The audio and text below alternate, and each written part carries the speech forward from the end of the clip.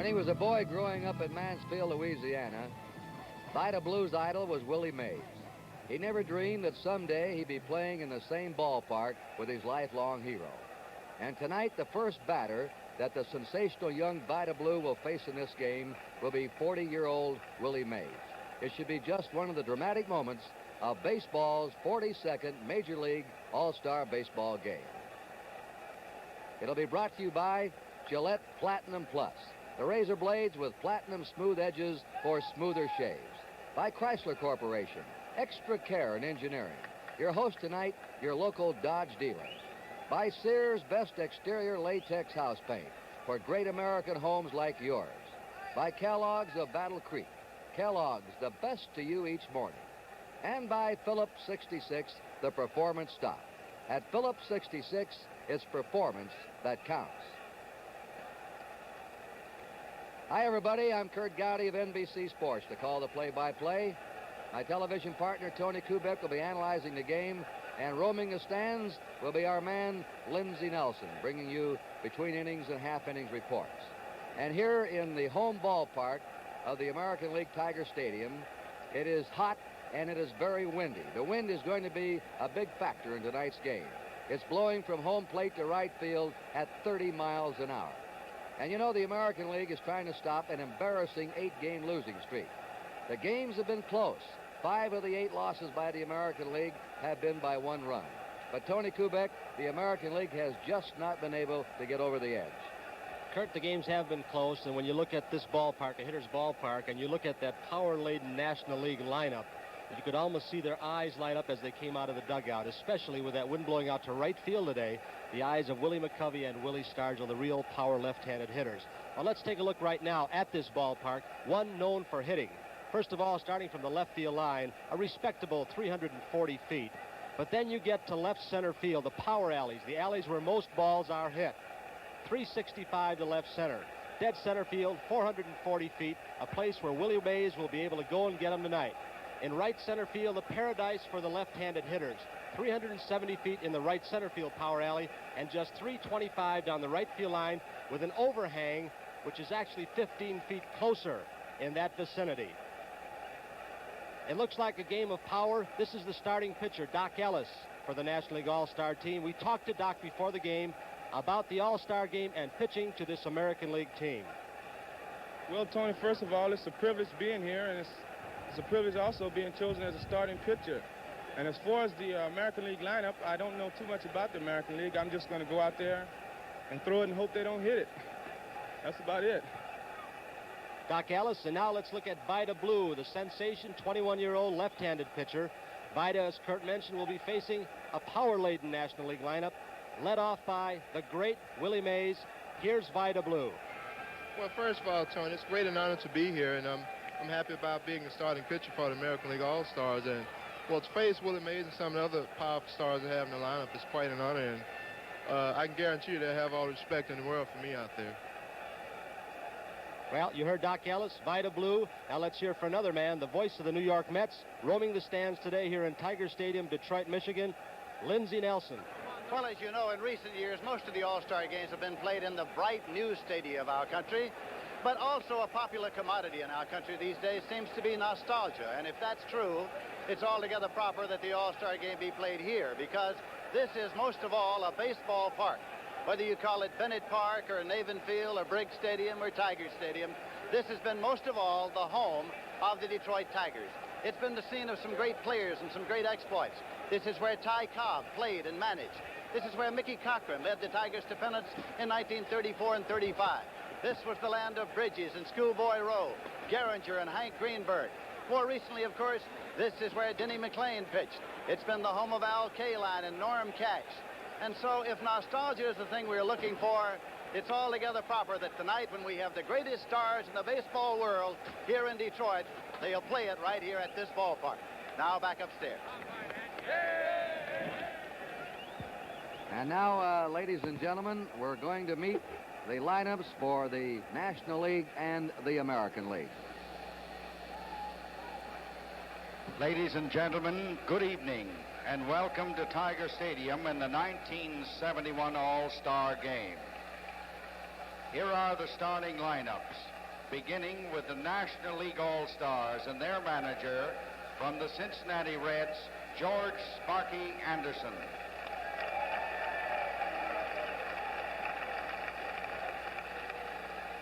Leading off and playing center field from the San Francisco Giants, Willie Mays.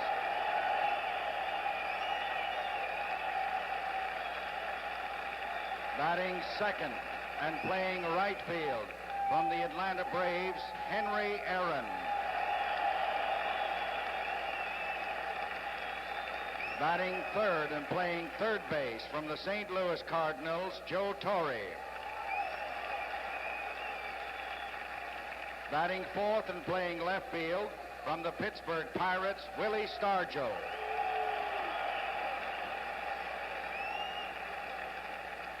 Batting fifth and playing first base from the San Francisco Giants, Willie McCovey.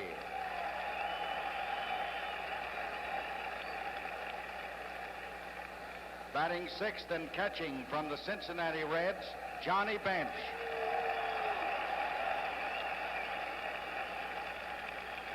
Batting seventh and playing second base from the Chicago Cubs, Glenn Beckert. Batting eighth and playing shortstop from the New York Mets, Bud Harrelson.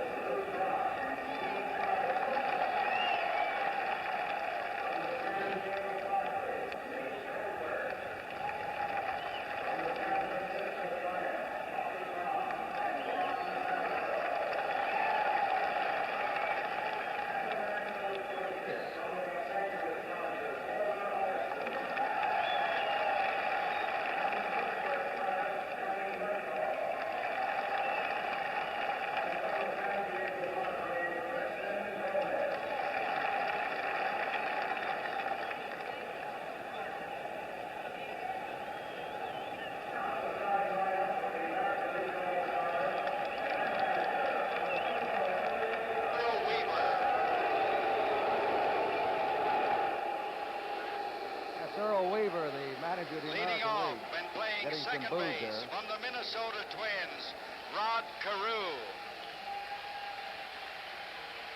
Batting second and playing center field for the New York Yankees, Bobby Mercer.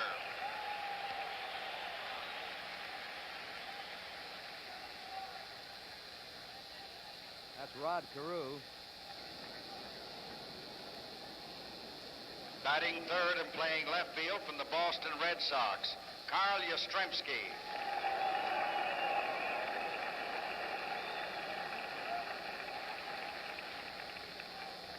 Batting fourth and playing right field from the Baltimore Orioles, Frank Robinson.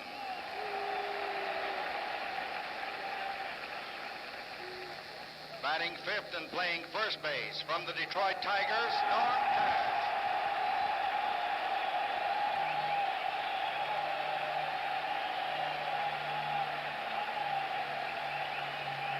Sixth and playing third base from the Baltimore Orioles, Brooks Robinson. Batting seventh and catching from the Detroit Tigers, Bill Freehan.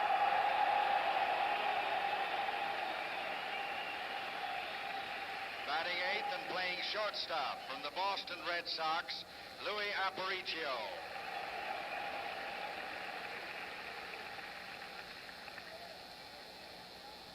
Batting ninth and pitching, Vida Blue from the Oakland Athletics, who is warming up in the bullpen. And here are the remaining American League All-Star players and coaches.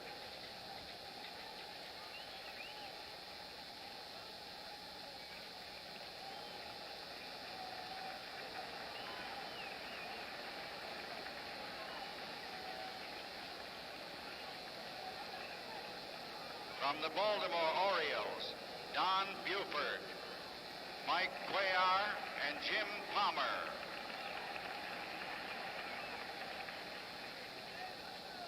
From the Boston Red Sox, Sonny Siebert. From the California Angels, Andy Messersmith. From the Chicago White Sox, Bill Melton and Wilbur Wood. From the Detroit Tigers, Al Kaline and Mickey Lolich. From the Kansas City Royals, Amos Otis and Cookie Rojas. From the Milwaukee Brewers, Marty Patton. From the Minnesota Twins, Leo Cardenas, Harmon Killebrew, and Jim Perry. From the New York Yankees, Thurman Munson. From the Oakland Athletics, Dave Duncan and Reggie Jackson. From the Washington Senators, Frank Howard. And the American League coaches, from the Baltimore Orioles, Billy Hunter. From the Detroit Tigers, Billy Martin.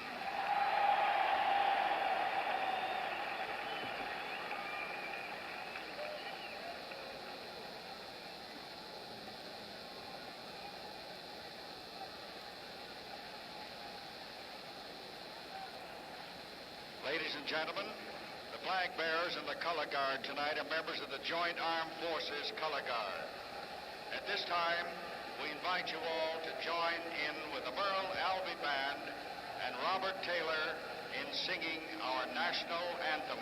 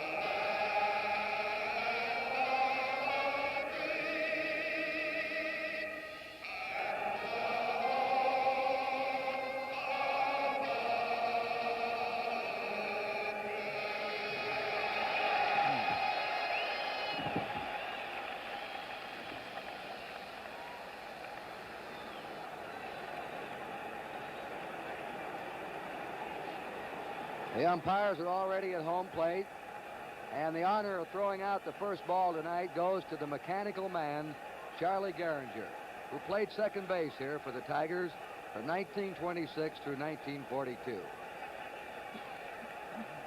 Kurt, those young boys coming through being congratulated by Joe Cronin, the American League president, are winners in the pitch, hit, and throw contest that Baseball and Phillips have co-sponsored.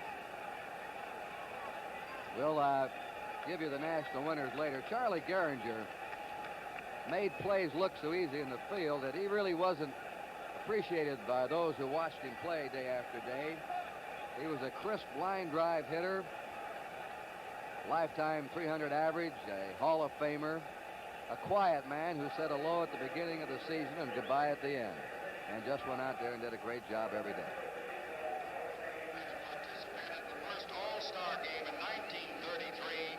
Charlie Gehringer will throw out the first pitch of the game to the American League All-Star pitcher, Bill Freehan.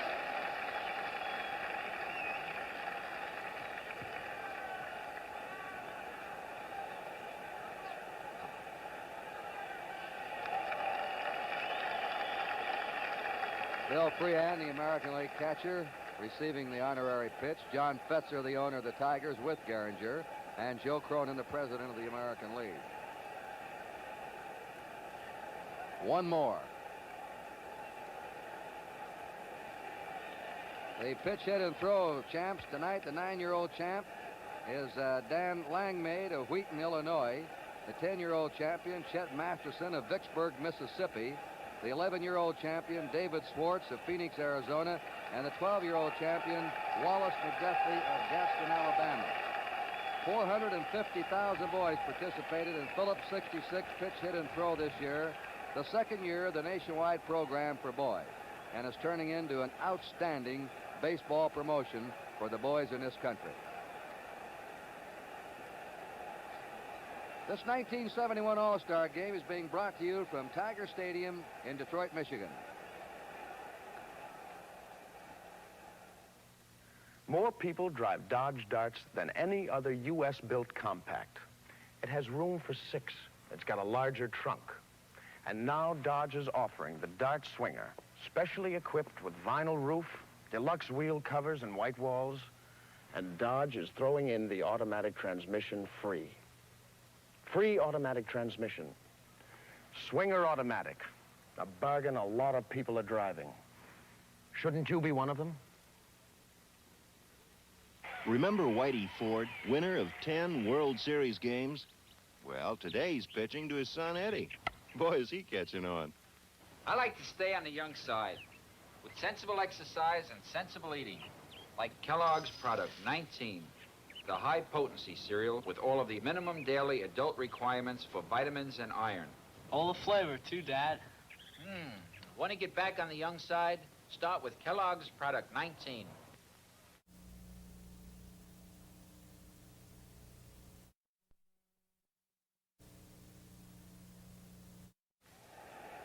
The two managers, Earl Weaver and Sparky Anderson, were the umpires for the meeting at home plate. Let's listen in.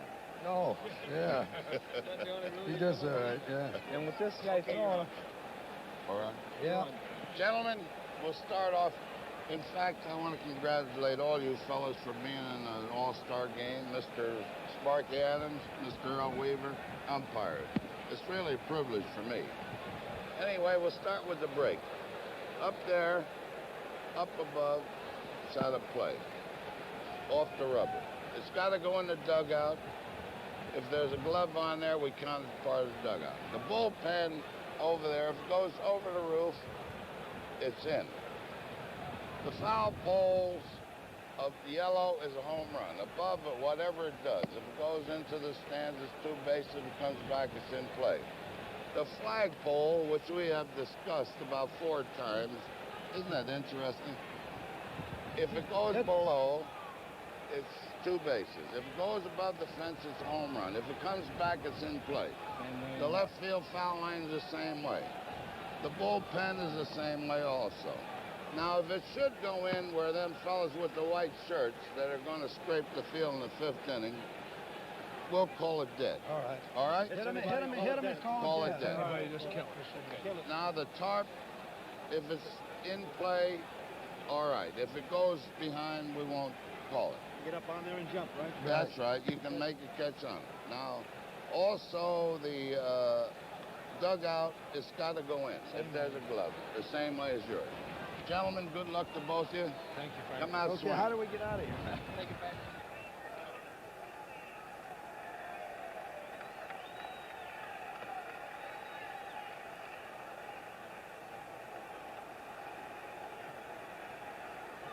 Kurt, we saw the trademark of Vida Blue running out to the mound. He's running out to meet the #1 hitter in this National League All-Star lineup, Willie Mays. Let's hear what Vida Blue has to say about pitching to Willie Mays, the first hitter in this All-Star game. Well, first of all, Tony, let me say it's a pleasure for me to just be here. But I think Vida will probably throw me the fastball. I've seen him pitch a couple of times, and I think his best pitch right now would be his fastball. So I think he will start, off the game with a fastball, trying to get ahead of me. But of course, you never know about what's going on. But as far as myself, I think I'll be swinging. All right, it's Oakland against San Francisco, the old rivalry, and the first pitch of the strike by Vida Blue. I don't think any pitcher's ever come into this All-Star game with more pressure. This game doesn't count in the standings, but Vida Blue just been hounded since he's been here by the press, the radio, the television, the public. Ground ball to shortstop. Aparicio up, and Willie Mays is out. One down. Henry Aaron will be the next batter. Two of the top 3 home run hitters of all time, Mays and Aaron, are hitting number 1 and 2 in the National League lineup, which is an oddity. Of course, Babe Ruth, the top home run man. This is the 20th All-Star game for Hank Aaron. The first time he has ever seen Tiger Stadium or played in Detroit. The same for Willie Mays,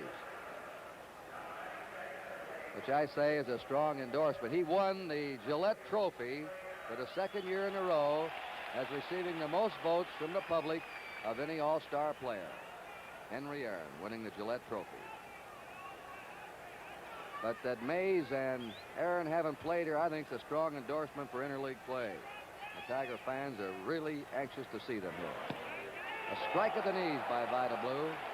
How do you describe Vida Blue? I think one way you can describe him, a long, loose arm. A great athlete, tremendous football player in high school, marvelous rhythm, big bounding ball to Brooks Robinson. And his throws, Aaron, are 2 down. Joe Torre will be the next man up. He leads the National League in batting with a .359 average, 14 homers, 65 RBIs. The batters that we talked to that face Vida Blue say he doesn't look as fast from the stands as he does in the batter's box. That about a yard or 2 in front of the plate, suddenly the ball shoots at you. It takes off. It jumps. And it can sail. It can swerve. His fastball's alive. That's his pitch. There it is. He leads the majors in strikeouts. We've had Dean and Grove and Koufax and Feller and Drysdale, great pitchers, come in here. Gomez, never with 17 wins at the All-Star break. 2 strikes. Blue 17 wins, the most of the pitchers had at the All-Star break. The previous high was Bobby Feller, 16 in 1941, and Denny McLain won 16 games coming into the All-Star game of 68. The National League high was Drysdale's 15 wins. Koufax, Marichal, and Negro. 2 down, nobody on. 2 strikes to Joe Torre. Playing Torre straight away. A high fly to shallow center. Looks like an easy 1-2-3 inning for Vida Blue. Mercer lost his cap. Look out. Carew goes back. And that's it. The National League is easily retired by Vida Blue in the top of the 1st. And so the American League now will come to bat with no score. Buffalo Bill Cody influenced the legend of the West more than any other man. As a rider with the Pony Express, as a scout, as a buffalo hunter, as a showman. And although he seemed at home anywhere in the world, home to Buffalo Bill was Scout's Rest Ranch in North Platte, Nebraska. Today we're painting Buffalo Bill's place with Sears' best exterior latex. It's climate formulated for every part of the country. Here's where you need a really tough paint that'll stand up to the prairie heat or a blizzard off the plains.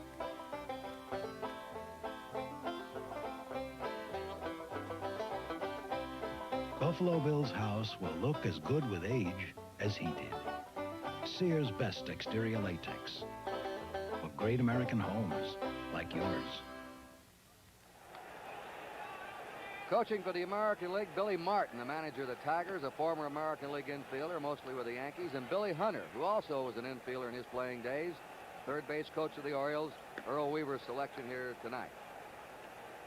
Well, all the talk's been about Vida Blue, but here's a fella, Doc Ellis, who has quite a record himself. He leads his league in victories with 14. He has the lowest earned run average, and he has a 12-game winning streak. The last time he lost was to the Dodgers at Pittsburgh on April 27th. Since that date, he started 13 games and won 12 times. Rod Carew got off to a very slow start this year. He's been recovering from a knee operation, but he is sizzling now. Batting .283. He was hitting around .210, .220 a month ago. He's hit over .400 in his last 25 games. He's a bat control hitter. He gets a piece of the ball most of the time. His 5th All-Star start. Playing second base. Ellis's pitch is high and away to him for a ball. Bobby Mercer will be on deck, and then Carl Yastrzemski. They're playing Carew straight away. Remember, a 30-mile-an-hour wind blowing from home plate toward first base. The ball, anything hit in the air toward right field, will be given a tremendous boost. And the American League, with 4 left-handed hitters in the lineup, has an advantage. There's Mercer on deck of the Yankees. The National League with 2 left-handed hitters, McCovey. Bounding ball to second baseman Beckert. An easy play for him, and there's 1 out. Bobby Mercer, who's arrived this year, is a real star with the Yankees. Tony Oliva could not play with a sprained knee, so Mercer replaced him as a starter. Mercer leads the American League in base hits with 103. He's batting .341. Not too big. You wonder where he gets his power. 16 homers, 50 runs batted in. Real crouched batting stance. Holds the bat low. A strike. He missed 2 years in baseball due to military service.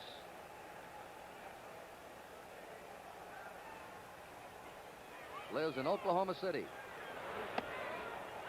1-1. Well, the veteran Ellis is having a little more trouble with his control than the kid Blue. Blue was throwing strikes in the top of the first. Mercer's the only starter tonight, not counting the pitchers, who has never played in an All-Star game. A big thrill for him in Detroit. Change-up, his last foul. 1 ball, 2 strikes to Mercer. 1 out, nobody on. No score, last of the first. Doc Ellis, Kurt, can also throw very hard. I don't think as hard as Vida Blue, but this year he's become successful because he's gone more to his slider, his breaking pitch. He's gotten better control. He's not trying to strike hitters out, just make them hit the ball on the ground. Here's the 1-2 pitch. Fouled back upstairs. Johnny Bench ripping off the mask. They'll do that tonight on any foul ball to the left of home plate or third base way, because the wind will be holding those foul balls up from going in the stand. So the 2 catchers, the third baseman, are going to have to be alert. On deck is Carl Yastrzemski.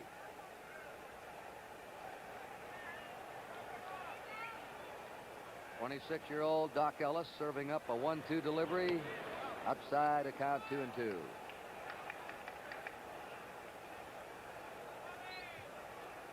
He lives in Pittsburgh now. He's born in Los Angeles. An outstanding high jumper at Harvard Junior College in Wilmington, California. A base hit, our first one tonight. Bobby Mercer's on. Willie Mays back to the infield with it. Kurt, Tony Caniglaro, as everyone knows, retired from baseball a couple of days ago, and the repercussions were felt in Boston. Billy C. criticized Carl Yastrzemski coming up to bat now. Let's hear what Carl Yastrzemski has to say about the problems up in Boston. Well, there shouldn't have ever been anything controversial brought out about anything. I played baseball for 10 years. I love the game. I've worked hard to achieve what I have. I know deep down in my heart that I personally have not had anybody ever traded or fired. It's Carl Yastrzemski as the pot is bowling during the All-Star break in Boston. Yastrzemski's flying back early tomorrow to attend a Red Sox workout. The count, 1 strike to Yastrzemski. Mercer at first, 1 out. No score, last of the first. Foul back. Yastrzemski tied an All-Star game record by coming up with 4 hits in last year's game. He had 3 singles, a double. He was voted the outstanding player of the game. He played 6 innings in the outfield and 6 innings at first base. Takes one of the hardest swings in baseball. 3 times an American League batting champ. A complete player can beat you with the glove, the arm, running the bases, or with his bat. 2 strikes. Change up, bounce slowly to second. Beckert will have to go to first baseman McCovey. Mercer advances into scoring position. 2 down, and Frank Robinson comes into the All-Star game batting .310 with 14 homers, 57 runs batted in. He wants to manage. He has managerial equipment, but his own manager, Earl Weaver, says he's still too good a player to manage. So where do you find bats like Frank Robinson? Well, he's had the experience managing the last couple of years in winter baseball. A good handler of men, and gives a lot of good advice to young players. Mercer at second, 2 down. Fine stop by Johnny Bench. Ball 1 to Frank Robinson. Robinson will crowd the plate. Probably closer than any player in the game tonight. Led his leagues many times in being hit by pitch ball. Sends a ground ball to shortstop Bud Harrelson, who gobbles it up. And the American League is out in the last of the first inning. They had no runs, 1 hit. There were no errors, 1 left. At the end of the first inning in Detroit, it is 0-0. Repeat after me. I, Johnny Bench, I, Johnny Bench, have switched to Gillette Platinum Plus blades have switched to Gillette Platinum Plus blades. because they shave me closer and with more comfort. Me too. Me too. Me too what? They shave me closer and with more comfort, too. You better just stick to catching. Gillette Platinum Plus. Double edge or injector. Both with platinum smooth edges for smoother shaves. Double edge or injector. Can I get some Gillette Platinum Plus injector blades for my brother? Sure, John. Thanks. At your local store. Does my antiperspirant keep me dry? No, sir. You don't do what I do and stay dry. If your antiperspirant doesn't do what you hired it to, fire yours and hire ours. Right Guard antiperspirant. Get the drying agent that really helps keep you dry. Stops odor, too. Well, it depends on the day. You know, on easy days, I'm dry, but on days like today, forget it. Then fire yours and hire ours. Ours is Right Guard. Walter Alston, the longtime manager of the Dodgers, is coaching at first base. Former coach of his and now managing at San Diego, Preston Gomez, coaching at third for the National League. And here's the power king of the majors this year, Willie Stargell. He has 30 home runs. He hit 31 all last season. He's knocked in 87 runs. Leads the majors in both departments, and he's batting .320. Everything in his favor tonight. A short right field and a strong wind blowing toward right. But he's facing a left-hander.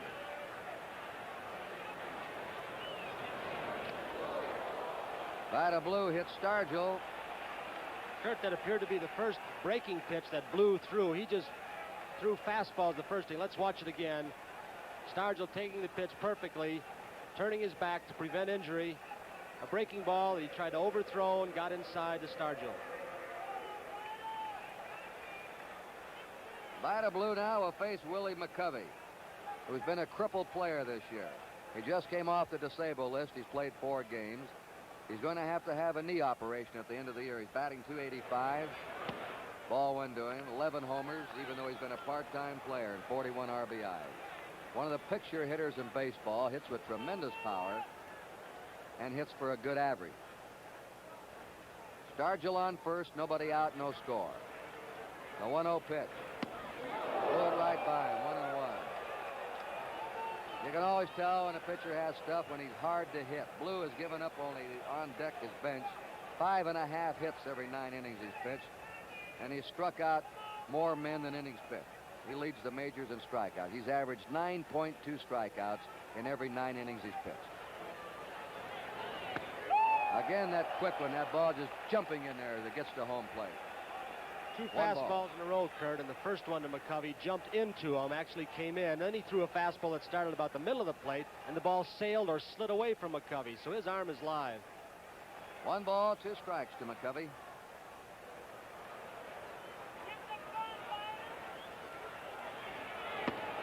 He got him on a blazing fastball. Boy, did that one pop into Johnny Bench's mitt.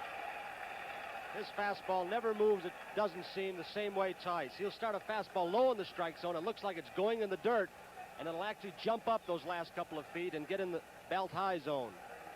Well, of course, the talk about Blue is his remarkable control at the age of 21. Koufax didn't arrive as a great pitcher until he was 27, 26. Lefty Grove until he was 27. It seems to take left-handers longer, but not this youngster. He's walked only 2.7 batters every 9 innings this year. Very good control. Bench lofts a high pop foul back toward the seats. Free hand going over, and it's out of play.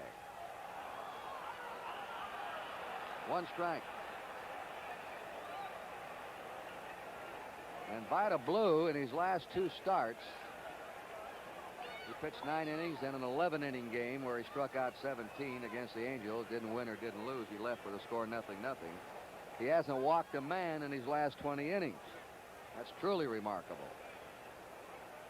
Stargell on first, 1 out.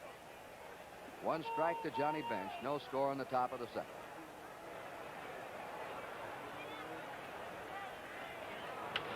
There's a high drive to deep right center. That one is going, and it is gone in the upper deck. A tremendous drive on a high outside pitch by Johnny Bench. I was just about to say that Blue doesn't give up many homers either. Kurt, that's the kind of pitch you rarely see hit off a hard-throwing fastball pitcher like Vida Blue or a Koufax or any other hard thrower. A pitch high and almost in the eyes of Johnny Bench. That's the ball that usually really moves. Watch Vida's motion all alone. He has a little bit of a pause when he's in his delivery, right about here, and throws the hitters off a little bit. And then that arm, like a slingshot, comes over the top, but that time not good enough. He got the ball up, and Bench really powered it to right center. And I don't think the wind helped that ball too much. The ball just jumped out of it. That landed over the 415 marker in the upper deck in right center. Strike to Glenn Beckert. That is a tremendous shot for a right-handed batter to the opposite field. You can't hit him much harder than that. Glenn Beckert, very hard to strike out. Batting .336 for the season. Curve is hit deep into left center. Mercer giving chase. He's over there. He's got it. 2 down. And frail Bud Harrelson of the Mets coming up. A key player in the Mets. He was kidding tonight. He said, I wonder how come they got all those other fellas hitting above me in the lineup. I mean, guys like Aaron and McCovey and Stargell. I ought to be up there in the power spot. He's batting .268. No homers. 20 RBIs. 2 runs in for the National League in the top of the 2nd. Fastball, strike. 2 down, bases empty.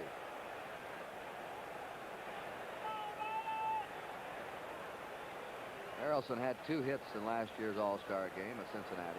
Played just the last 6 innings. Foul back. 0-2. Kurt, you know, when you talk to pitchers from both the National and American League, they generally concede that there is a little bit of a difference in pitching style. They'll say that the American League is more of a breaking ball pitcher's league, and the National League more of a fastball pitcher's league. Fastballers like Gibson, of course, Durker, Tommy Seaver.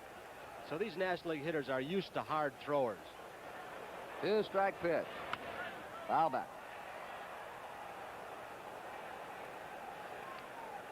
The fans selected the starting lineups. The managers picked the rest of the squad and the pitchers. The starting 8 must play 3 innings before they can be removed.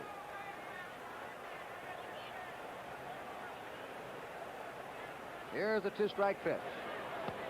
Curve is inside. Vida Blue needs more work on his curve, and that's what he's doing, trying to improve it to go with his fastball. 1 ball, 2 strikes. Broken bat fly ball to right field. Frank Robinson's there. And that's it. But Johnny Bench hit a gigantic home run to right center to give the National League 2 runs. 1 hit, there were no errors and nobody left. At the end of an inning and a half, it's the Nationals 2 and the Americans nothing. When DuPont introduced Rally Cream half-hour car wax, it kicked up quite a storm. Because that half-hour shine is every bit as weatherproof, as dirt-proof, and as detergent-proof as even hard-to-use paste waxes. And here we go again with Raleigh Liquid half-hour car wax. Who said lightning never strikes twice? Hey, Carl, want a lift? Got a new Dodge Polara. No, thanks. Get in shape. Too bad it's really plush. Come on, hop in. Gotta get in shape. Air conditioning's really great in here. Got it for half the sticker price. Air conditioning? You get a specially equipped Polara with stuff like radio, power brakes, and Dodge will give you half off the sticker price on the air. Air conditioning? Well, don't say I didn't try. Brad, wait! The gentleman in the dark suit with the glasses is Senator Robert Griffin of Michigan. Charlie Geringer next to him, and Commissioner Kuhn in the white suit with the glasses, and Mrs. Kuhn. They're in the commissioner's box tonight. Norm Cash getting a big hand. First baseman of the Tigers.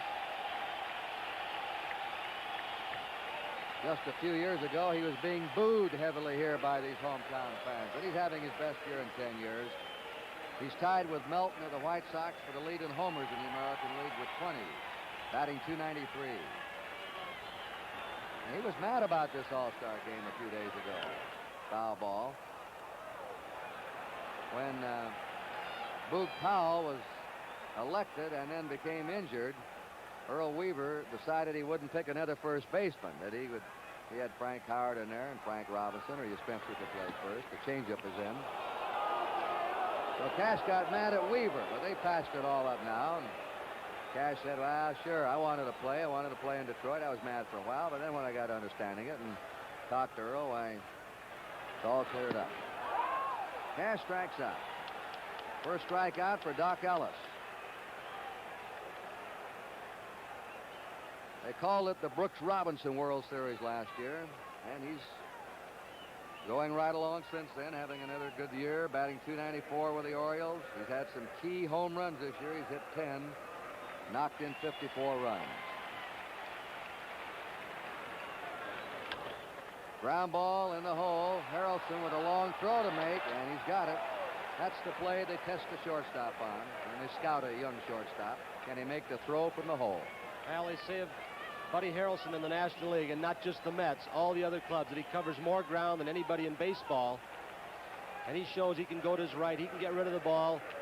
Made a great play in the All-Star game last year to prevent a ball in Cincinnati from going to center field and break up a possible American League rally. Bill Freehan, this is a 6th consecutive start, the longest starting streak of any American League players. Ray Fosse was scheduled to start, but he was injured and had to withdraw from the game. Freehan batting .279 for the Tigers. Ball one to him. 2-0, National League ahead on Johnny Bench's 2-run homer. The on-deck batter is Lou Aparicio of the Red Sox. Freehan has been a hot hitter for the American League All-Star team. He's hit some home runs recently for the Tigers, hitting at about a .333 clip for the last couple of weeks. 2 down, nobody on. The 1-0 pitch. On the corner, 1-1 to him.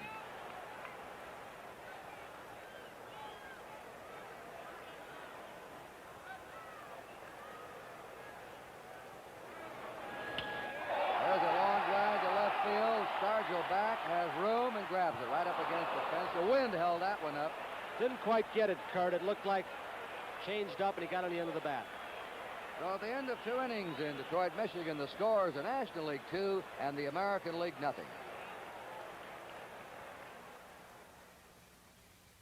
You better hurry, Nancy. I'm pitching today. Okay. Well, what are you doing? We need gas. $1 worth, please. Now for some quick starting gasoline. What? And then some detergent gasoline they sell down the road. Nancy.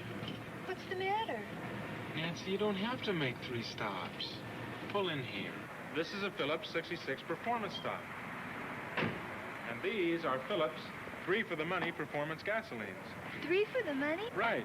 They give you quick starts, good mileage, and cleansing action. 3 for the money, and that's performance. Oh, Tom, you take all the fun out of shopping. The Performance Stop, Phillips 66. Get 3 for the money performance. Quick starts, good mileage, and cleansing action at Phillips 66. At Phillips 66, it's performance that counts.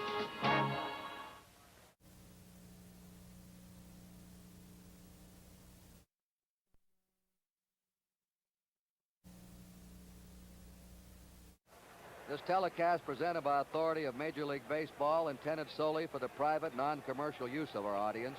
Any publication, retransmission, or other use of the pictures, descriptions, and accounts of this game without the express written consent of the Commissioner of Baseball is prohibited.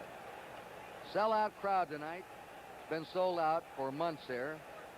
54,000 in Tiger Stadium. And the scalpers were busy outside 5 or 6 o'clock tonight with people looking for tickets. Doc Ellis, the National League pitcher, will be leading off against Vida Blue. Blue has struck out one, hit a batter, given up one, hit a home run.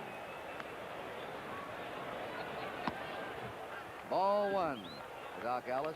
Willie Mays on deck at the top of the order, and then Henry Aaron.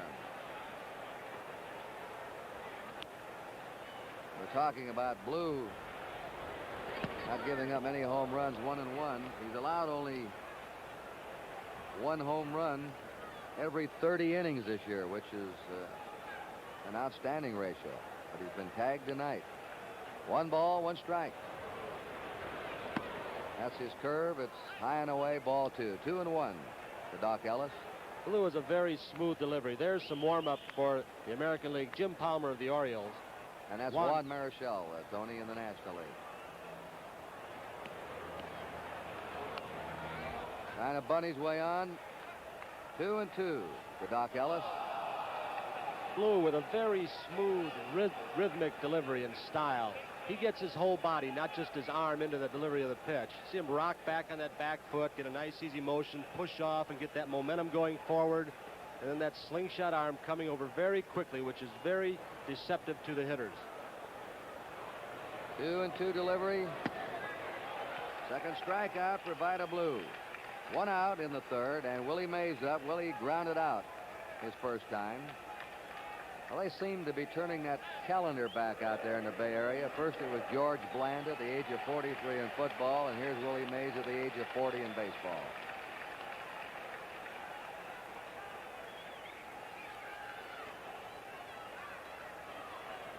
This is Willie's 22nd game in a row and his 17th start.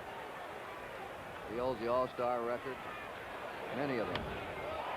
Change up is hit high in the air into right center. Bobby Mercer going over, and it's Frank Robinson as the wind kept blowing the ball back to Robinson, taking it. I think Mercer got fooled by that wind, Tony. Frank Robinson actually gave up on the ball. He thought Mercer had it all the way. Now they're getting their signal straightened out there. Here's the breaking pitch. Got a little bit in on the fists of Willie. A little bit late on the swing, going to right field. Mercer going hard, the ball drifting away. You saw Robbie gave up. He was looking at Mercer thinking he had it all the way. And then a couple of quick steps over to get it in right center field. The All-Star game has not been Henry Aaron's bag. Ball 1, he's played in a lot of them. But he's hit only 175. He's had 10 hits, and they've all been singles. Tonight he wants his first extra base All-Star hit. Right, something else he wants is to break Babe Ruth's all-time home run record. He is 98 behind Babe Ruth. His knee holds up, but his health continues good. He might have a chance.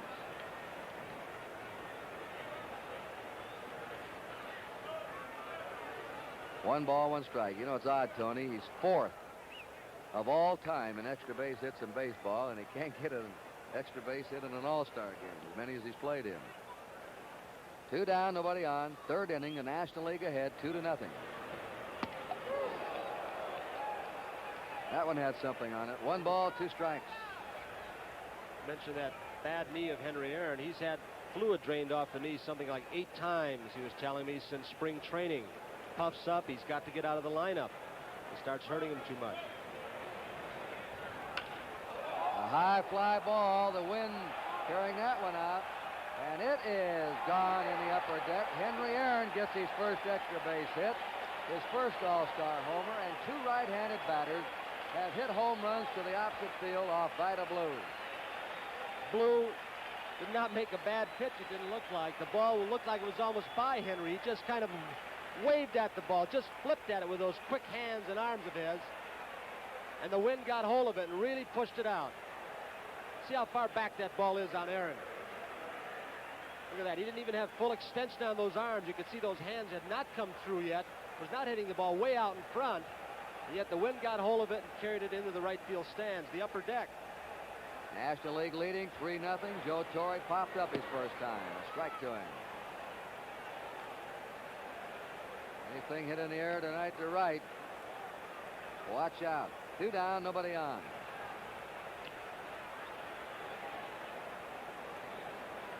Crowd still buzzing about Aaron's blow.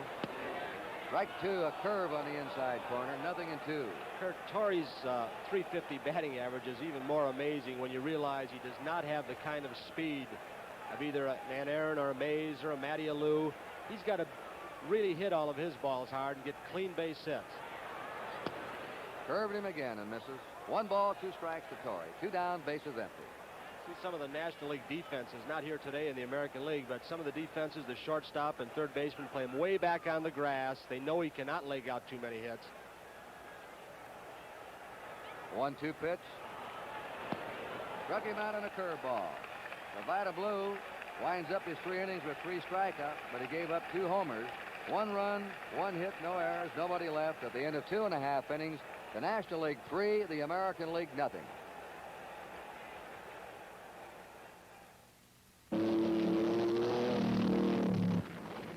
This car won at the rugged Baja 1000 without a single tire failure. What makes these tires so special? They're Sears steel belted radials with flexible steel belts under the tread. A city taxi racked up over 70,000 miles on one set of tires. What makes the tires so special? They're Sears steel belted radials with flexible steel belts under the tread. From a speed of 50 miles an hour, a car stops on wet pavement in 4.2 seconds. What makes these tires so special? They're Sears steel belted radials with flexible steel belts under the tread. Sears steel belted radials, probably the best automobile tires you'll ever drive. For ruggedness, for mileage, for all-round performance. Sears steel belted radial, only at Sears. NBC Television estimates an audience of 58 million total viewers on its network of 218 television stations tonight. Game is going to be seen internationally tonight as well. Mexico, Puerto Rico, Virgin Islands, Bermuda, and Canada, where English and French-speaking versions are aired. And the NBC Radio Network, over 200 stations carrying the game, and also Armed Forces Radio around the world. To our men and women overseas. Lou Aparicio, the Red Sox, leads off in the last of the 3rd. Doc Ellis's pitch is inside to him for a ball. Jim Palmer will come in and pitch the 4th inning for the American League. Reggie Jackson is on deck to bat for Vida Blue. A strike. That will leave the American League with 1 left-handed pinch hitter, and that is if he bats left-handed, Don Buford, who's a switch hitter. The rest of the American League bench is right-handed. 1-1 to Aparicio. Foul ball. 1 ball, 2 strikes.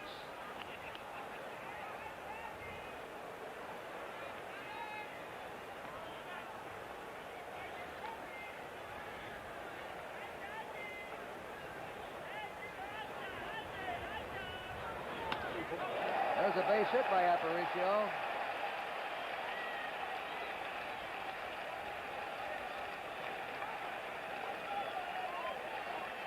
Marichal is still warming up for the National League. You see Willie Davis throwing down here, and Roberto Clemente.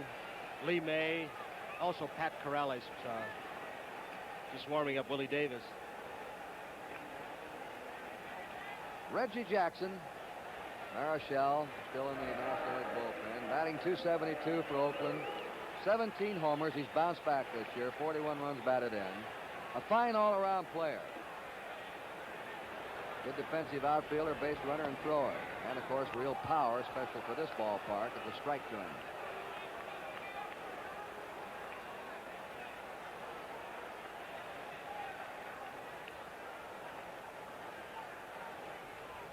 Aparicio on first, nobody out.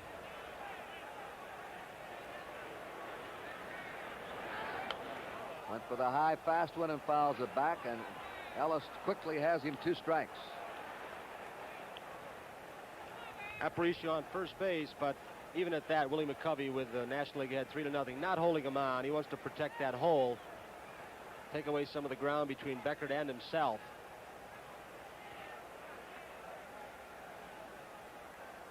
Two-strike count. Foul again. Ellis throwing the ball right by Reggie Jackson. Ellis had been going with his slider off and on, throwing fastballs and some pretty hard ones. He's had arm trouble for the Pirates at times this year, but it usually occurs about the 6th or 7th inning when his arm starts tiring. He hasn't pitched since last Tuesday. He's had 6 full days of rest. Pirates were rained out on Sunday when he was scheduled to pitch. 1 ball, 2 strikes to Reggie Jackson. Doc Ellis pitched a no-hitter at San Diego in June of 1970. He walked 8 in that game, hit a batter, and still pitched a no-hit, no-run game.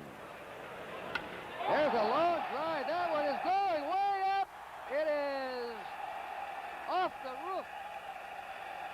That hit the transformer up there. A tremendous smash. Only 8 players have hit the ball over the roof here in Detroit.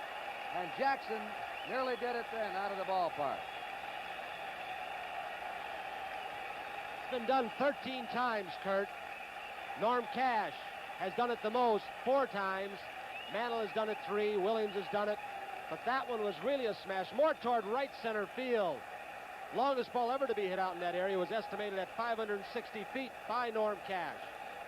What a smash. Tony, remember the home run we saw him hit in Minnesota year before last? It measured 500 and some feet off the top of the scoreboard there in the Twin Stadium. Now it's 3-2. National League leading, and Rod Carew's the batter. It's a strike to him. Carew grounded out his first time up. 3 king-size home runs tonight so far. The evening's young, and the wind is just as strong. Ball 1, strike 1.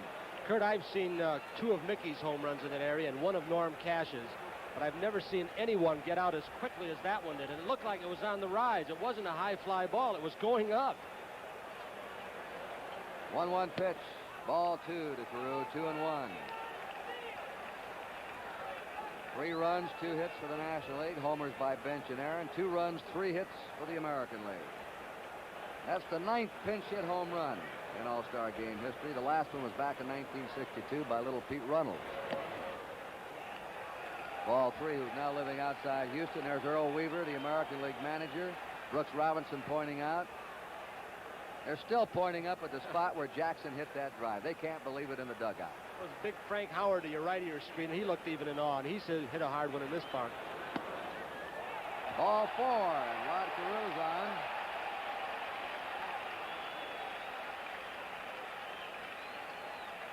Bobby Mercer singled up the middle his first time.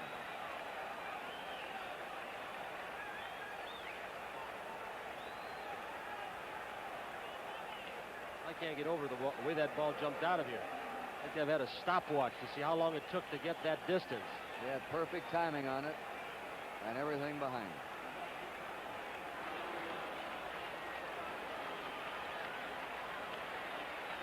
One out. Nobody out. Let me check that. Carew's at first. Ball 1. 3 men in a row reach base now. Aparicio single. Reggie Jackson homered. Carew's walked. And it's 1-0 to Bobby Mercer.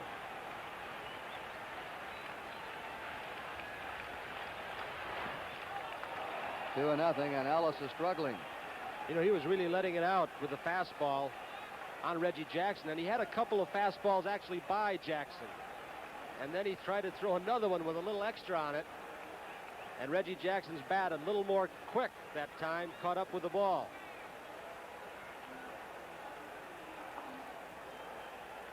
Jackson's drive had been between the stands and the light transformer, it would have sailed out of the ballpark. 2 balls and no strikes.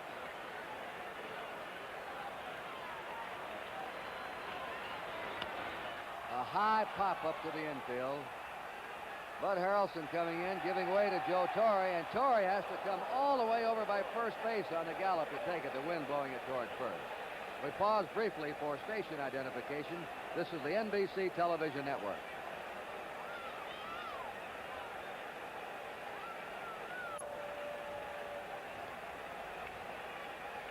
Let's watch it again. Here's the Mercer swing. Pop-up that started off near third base. McCovey just gave up on the ball. Look at Harrelson, thinks he's got a shot. McCovey still hasn't moved. Harrelson saying, somebody come here, where are you? And Torre comes into the picture looking at McCovey. Carl Yastrzemski grounded out to second his first time. He hits a high fly to left fielder Stargell. Harrelson going up. The wind holds it up. Look at that wind hold that ball up and left.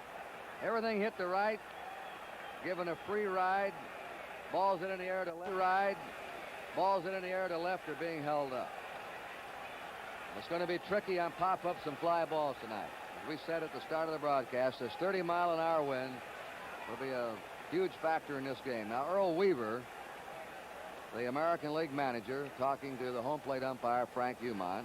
Paul Pryor is the first base umpire of the National League. Jake O'Donnell umpiring at second.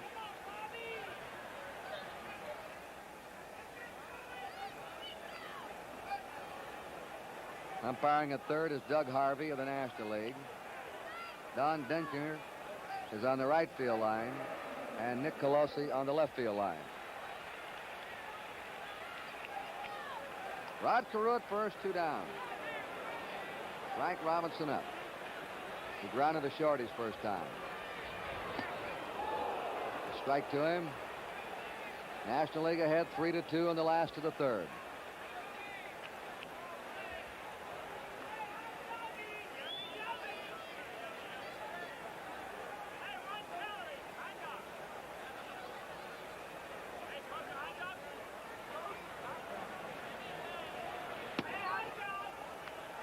One and one.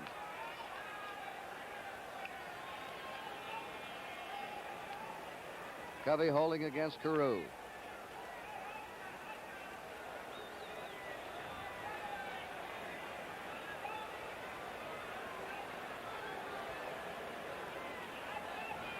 Runner going. Foul ball. They were playing hit and run. Frank Robinson, seeing that runner breaking, saw the wide open hole as Glenn Beckert had left his position. Tried to shoot one through that area. A little bit late. A 1-ball, 2-strike count to Frank Robinson. Carew at first, 2 down. Like Frank is trying to take advantage of that wind. Like he was hitting late, trying to get the ball in the air. He's got a drive deep to right field. That ball is going. It is gone. A home run.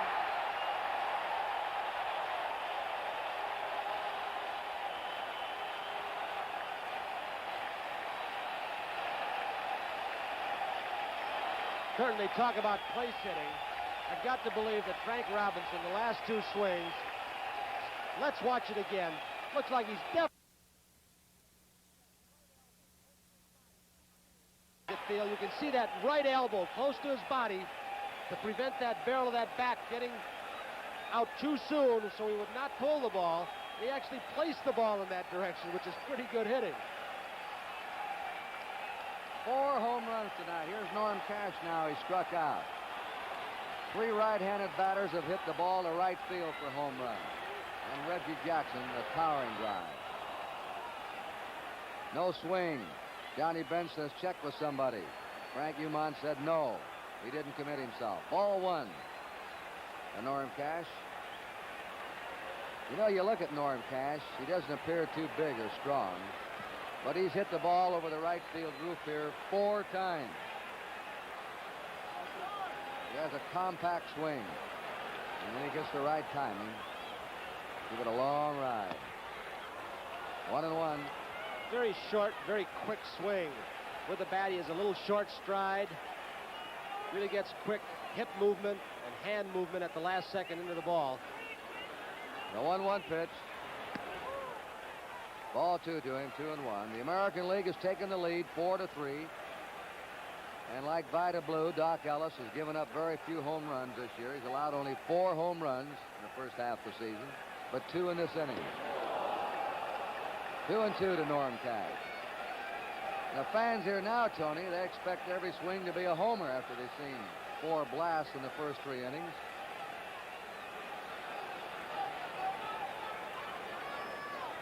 Two and 2 pitch coming up.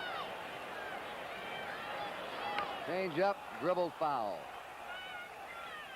You've got to believe every hitter up at the plate at this time with that wind blowing out is thinking bottom of the ball. Let me hit the bottom part so I can get it up in the air. The most home runs ever hit in an All-Star game have been 6. In Detroit here in 1951, in Cleveland in 1954. We've had 4 already tonight. 2-2 count to Norm Cash. Strike 3. Slow breaking pitch. 4 runs for the American League on 3 hits, 2 homers. There were no errors, nobody left. At the end of 3, it's the American League 4, the National League 3.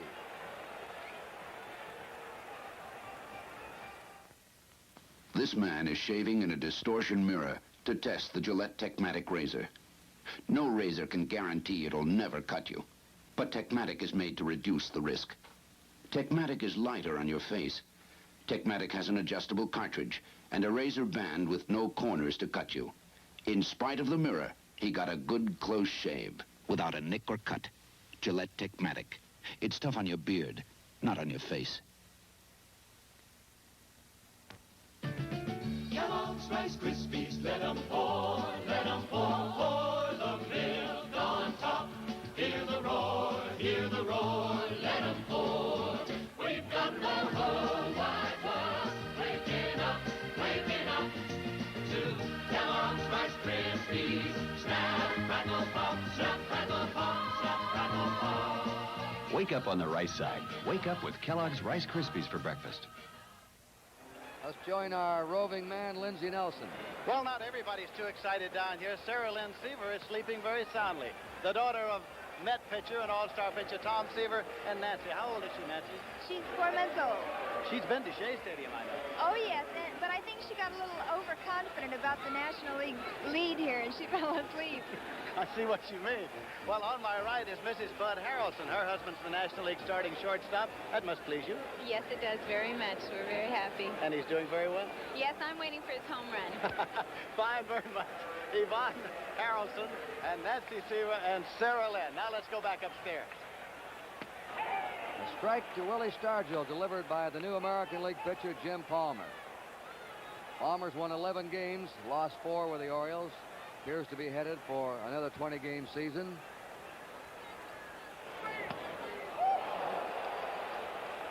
Nothing in 2. Well, Stargell's seen those other balls sail out there to right field. He's taking dead aim now. The Orioles could have 4 20-game winners this year. McNally, Cuellar, Palmer, and now Pat Dobson's hot. He's won 7 in a row, and he has 10 victories. Valuable pickup for the Orioles when they got him in a trade from San Diego. Outside, 1-2. Palmer has outstanding velocity on his fastball. 3 or 4 years ago, he appeared to be washed up with arm and back miseries, but he bounced back. They throw down at first. I think it's a strike. The ball went back to the backstop. Stargell is out. It was strike 3. Skipped off the glove of Freehan, went to the backstop. Stargell thought the ball had tipped his bat. And so a strikeout for the pitcher, an assist for the catcher, and a put out for the first baseman. And Willie Stargell, the strikeout victim. Here it is again. I think Freehan got crossed up. Let's see if it ticks the bat of Stargell. Freehan with a glove still low. See if he's looking for curveball. Curveball, it's not coming. And now the ball takes off fastball. He can't get his glove up. Stargell did go around. But I do believe, Kurt, you're right. He thought he had ticked the ball. He would get another chance. Freehan did not break, as you'll see quickly. Now there he went, got the ball, and threw Stargell out. One out, and Willie stretched McCovey, who struck out his first time. Ball 1 to him. The American League ahead 4-3 in the 4th inning. We'll watch Juan Marichal pitch for the National League in the bottom of this inning. Time called. No pitch. Palmer is not only overpoweringly fast, Kurt. As we've seen, he has an excellent slider, a good snapping curveball, and changes speeds well. He just has all the pitches and pretty good control usually. Blew that one right by him. 1 ball, 1 strike. They have this shift on for McCovey. 3 infielders on the right side. The outfield swung around toward right. Again, 1 and 2. Palmer grew up in Los Angeles, attended high school in Scottsdale, Arizona. Lives now in Timonium, Maryland, a suburb of Baltimore. 1 ball, 2 strikes to McCovey. Inside, 2 and 2. Kurt, you know, if you took a poll of National League pitchers and asked them who the most dangerous hitter in the National League is, there would be quite a few would not pick Mays, Aaron, Lee May, Bench. A lot would pick this fellow right here, McCovey. 3 and 2 count. I think you're right, Tony. Pitchers say he's just awesome looking when they have to face him from the mound.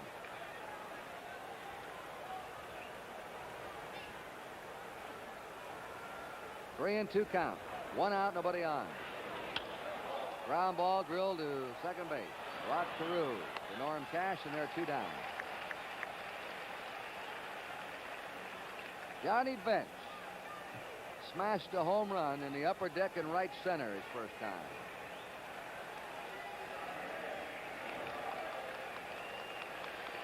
Bench not hitting for a high average this year, 250, but he has 18 homers.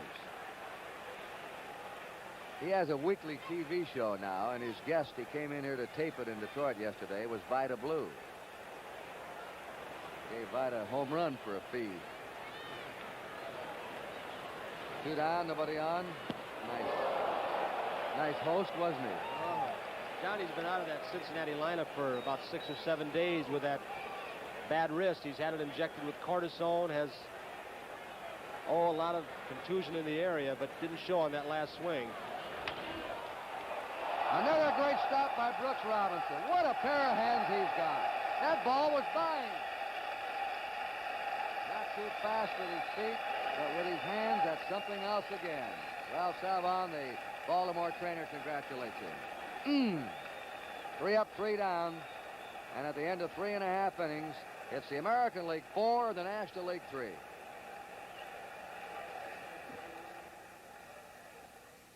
By far and away, it's 1971's best style new car.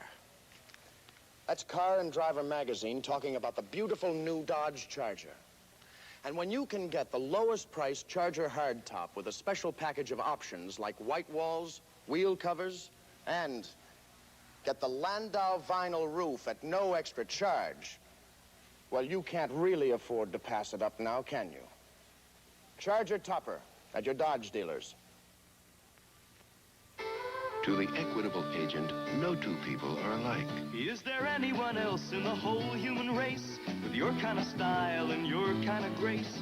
No 2 people are exactly alike, and that's what the Equitable agent never forgets. All his training and thinking are shaped around you and your life insurance needs. To the Equitable agent, there's nobody else exactly like you. Nobody else like you.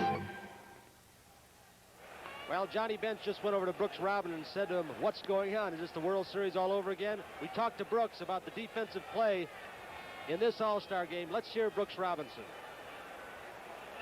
Well, Tony, this is a hitter's ballpark, and the wind's blowing pretty good, but I wouldn't be surprised if you don't see a couple of outstanding plays that might win the ball game for one of the ball clubs. And there you saw one. And how many times when that man makes a great play in the field does he lead off for his team at bat? And here's Brooks Robinson, who grounded out his first time. Juan Marichal, 32 years old, is the new pitcher. Lee May has gone to first base. Willie Davis replaces Willie Mays in center field. Roberto Clemente replaces Henry Aaron in right field. 4 changes defensively for the National League. Ball 1 to Brooks Robinson. This is Marichal's 8th All-Star game, tying a record for a pitcher held by Jim Bunning and Don Drysdale. He's had a great record in All-Star competition, too. That'll be a foul ball into the seats. He has won 2 All-Star games, lost none. In 16 innings, he's allowed only 1 earned run and only 7 hits. You're looking at a real craftsman. Big leg kick, different speeds on his pitches, pinpoint control. 2-1. Watching this fella pitch, Tony, I don't know any major league pitcher who has more craftsmanship on the mound than he does. Great ability to change speeds on all his pitches. Screwball, slider, curveball. Has a good fastball and can throw you by it, too. See, he was in overhand, 3/4. Now he drops sidearm. 3-1, though. He's behind Brooks Robinson. Mike Cuellar, left-hander, starting to warm up in the American League bullpen.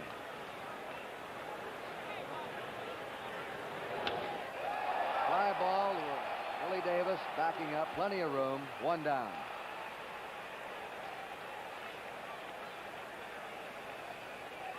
Mike Cuellar starting to loosen up.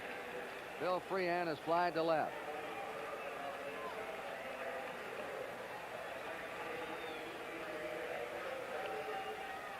We have not as yet got the position in the batting order that Davis, Clemente, Marichal, and Lee May at first will be batting in for Sparky Anderson's National Leaguers.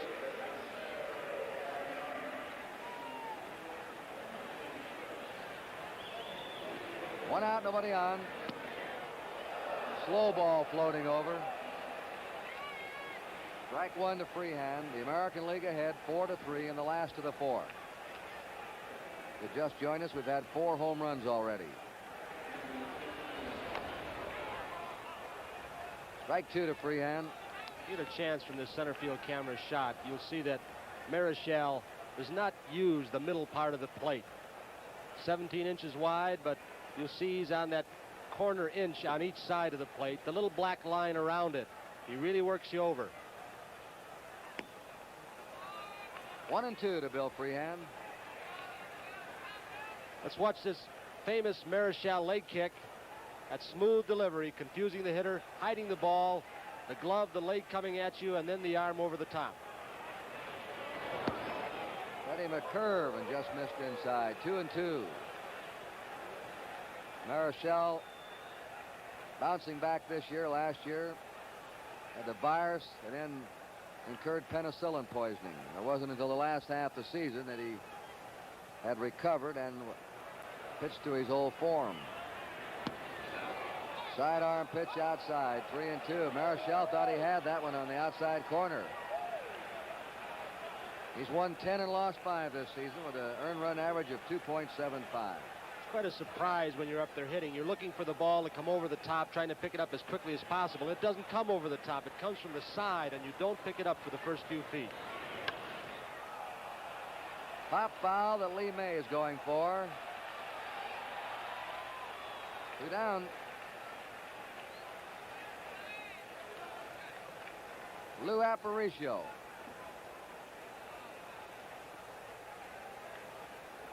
Who has the lowest batting average in the All-Star game, 206. He started to hit better lately. He's a senior player for the American League at the age of 37.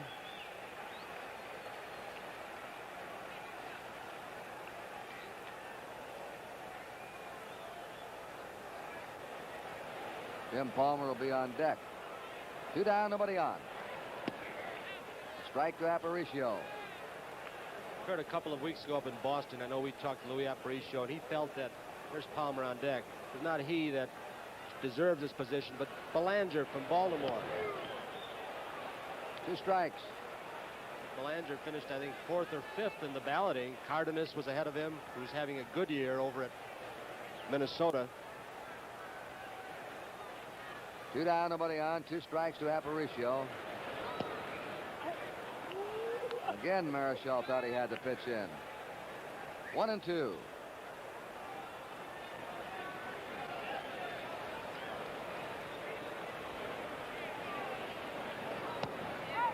2-2. Notice how he works from one end of the rubber. Then he'll move around.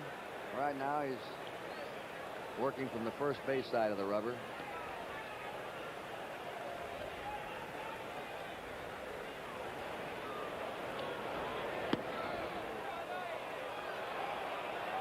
Three and two, and Marichal, as I know to himself, Tony, questioned 4 or 5 of those pitches. Well, I imagine it's not only difficult, I know it's difficult for a hitter to pick up Marichal's pitches, but the same holds true for that umpire. He's got to make the same quick decision as that hitter with the bat.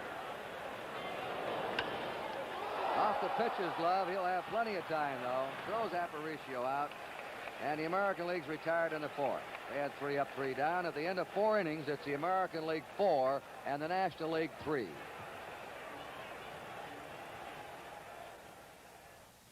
Playing football at Sagamore Hill meant playing with the president, Theodore Roosevelt. And that meant trying your hardest and getting all dirty and not being yelled at. To help preserve Sagamore Hill, we're painting it with Sears' Best exterior latex. Because the house is right on Long Island Sound, it's important that Sears' Best is climate formulated. We've tried to make a paint as tough as Teddy Roosevelt himself. Sears' Best exterior latex for great American homes like yours. Look at these hands. They're full of the same sludge that the wrong oil can build up in your engine. What's the right oil? The one that'll keep your engine running clean? This one. Trop Arctic from Phillips 66. To prove it, I'm going to clean that engine sludge from my hands with Trop Arctic and nothing else. And look, it works. Now, we don't recommend it for cleaning hands, but imagine what it does for your engine. Phillips Trop Arctic. At Phillips 66, it's performance that counts. Now a word on behalf of Major League Baseball. The best entertainment in the country is still baseball. With the cost of virtually everything continuing to spiral upwards, baseball has done a great job of holding down the price of its tickets. In both the majors and the minors, the tickets are reasonably priced, and the shows are best in town. Where else can you so economically take your entire family for an evening of hot dogs, peanuts, pop, and just plain fun? We just got the changes. Clementi's going to hit number 1 in the National League lineup. Lee May 2nd. Willie Davis will bat 9th. Foul back, and Marichal will hit 5th.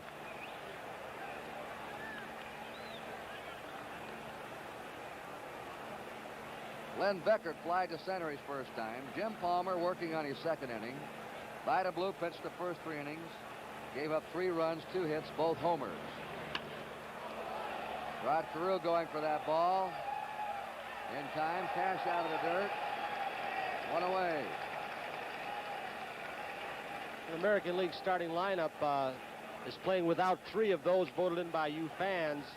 Boog Powell at first base with an injured wrist, a bone fracture. Oliva with a bad knee, and Fosse, the catcher, being replaced by Bill Freehand. Sam McDowell, also appointed to the pitching staff by Weaver, was replaced on the staff by Wilbur Wood of the White Sox. McDowell having some arm trouble. Switch hitting Bud Harrelson flying to right his first time. We're in the top of the 5th inning. National League has 1 down, nobody on. 1-0 to Harrelson. The American League's ahead 4-3.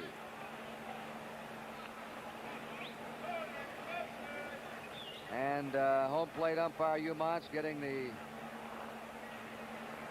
National League players back in the dugout. Can't win when you're an umpire. Frank says get him off the top step. In case the ball should come through there, they don't impede the progress or interfere with somebody coming over. And Sparky said, hey, we don't have any room. This is a big squad. Where am I going to put them? They want to watch the game too.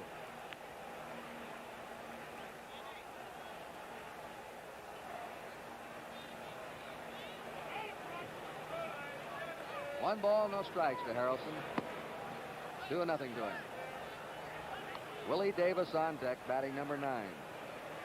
Buddy Harrelson has bluffed bunts twice, and he still can't believe that Brooks Robinson can stay that deep, but that's Robbie's style. Willie Davis on deck. Fouled away, 2-1. Brooks has the ability to play a relatively deep third base position because he has so much confidence in his ability to charge the ball, get rid of the ball, and get that runner at first base, even a fast runner like Willie Davis or Buddy Harrelson up at the plate.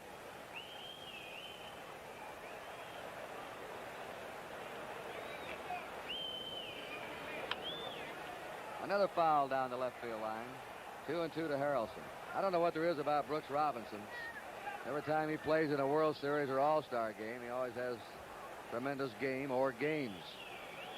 Earl Weaver, when we were sitting on the bench together as Brooks walked by, said, "Hey, Brooks, come on now, let's get up for this game. You never make the big play in the big game. When we need it, you never make it." Kind of kidding Brooks, and Brooks just smiled, and he's already made one great play. 2-2 to Bud Harrelson.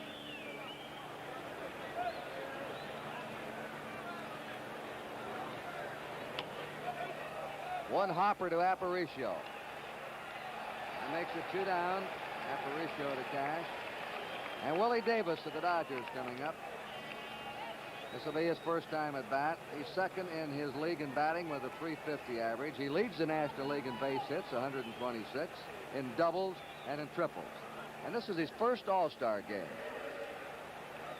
They're almost putting a shift on for him. He changed his batting style, quit going for the long ball 2 seasons ago, and now has become one of the most productive hitters in the game. Has blazing speed going to first. Ball 1. Got to wonder if he isn't going to change his batting style back to his old way, trying to pull the ball and hit the ball hard with that wind blowing out to right field. And the way some of those balls have jumped out of here tonight. Line shot to right center. Mercer takes it on a hop. Willie Davis is on.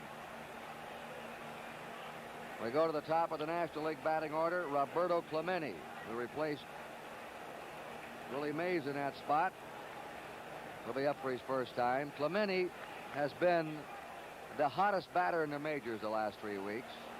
He's hitting .461 in his last 20 games.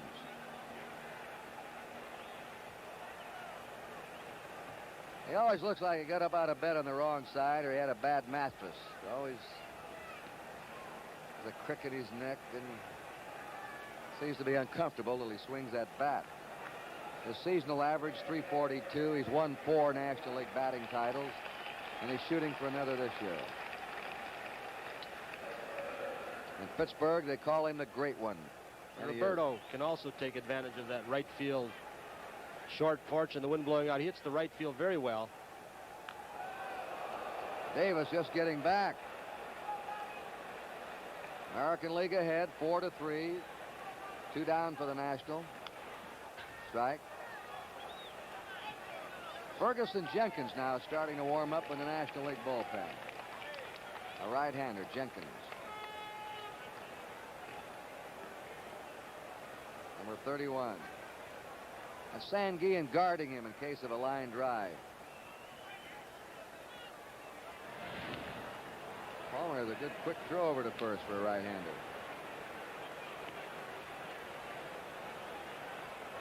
Runner going. Foul ball back. National League playing hit and run. You see the length of the strides on Willie Davis as he was going into second base. Well, they're about 20 feet long. He doesn't accelerate quite as quickly as a Buddy Harrelson or a Maury Wills, Lou Brock. Once he gets underway, he's got to be the fastest person playing the game of baseball. Although the people in Atlanta will give you an argument and say, no, it's not Willie Davis, it's Ralph Garr. 2-strike pitch. 1-2 to Clemente.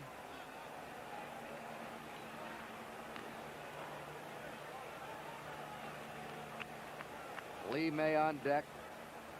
Will be hitting number 2 now for the National League.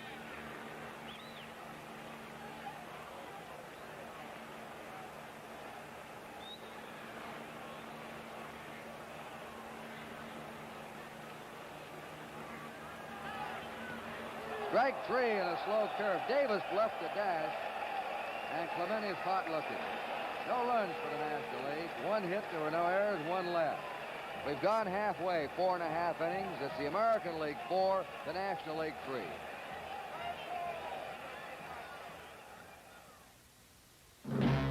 The wet hand is dead. The wet hand is dead. Now you don't have to use oil, creams, or even water on your hair. Long live the dry look. Introducing the Dry Look from Gillette. The dry way to control hair. Keeps it neat but dry. Keeps it looking clean, full, and natural but dry.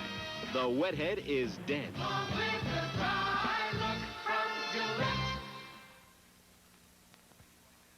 Raise your right hand, repeat after me. I, Rico Cardi, have switched to Gillette Platinum Plus blades. I'll switch to Gillette Platinum Plus blades. The blades with platinum smooth edges for smoother shaves. It's the platinum that does it, huh? Just repeat the words, Rico, okay? Okay. Gillette Platinum Plus. Double edge or injector. Both with platinum smooth edges for smoother shaves. Now say save 20 cents on this package of Gillette Platinum Plus 15s. Offer good while supply lasts. Save 20 cents? That's a good deal. Big summer sports schedule on NBC. We'll have Monday Night Baseball, July 26th, August 16th, September 6th, the National Four-Ball Team Golf Championship, Saturday and Sunday, July 31st and August 1st. The World Series of Golf, Saturday and Sunday, September 11th and 12th. And preseason football, August 13th, 49ers in Miami, August 20th, Cleveland and Dallas, September 4th, the Cardinals and Kansas City Chiefs. All on NBC television. Massive Frank Howard hitting for Jim Palmer. Mike Cuellar will pitch for the American League in the 6th inning. Juan Marichal gets a strike to him. Howard for the Senators batting .294. 16 homers, 43 runs batted in.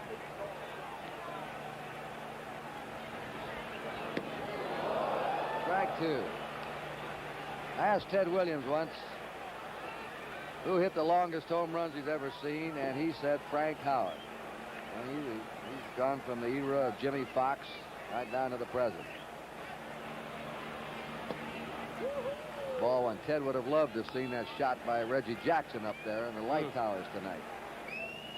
Howard has led the American League in home runs twice in the last 3 years.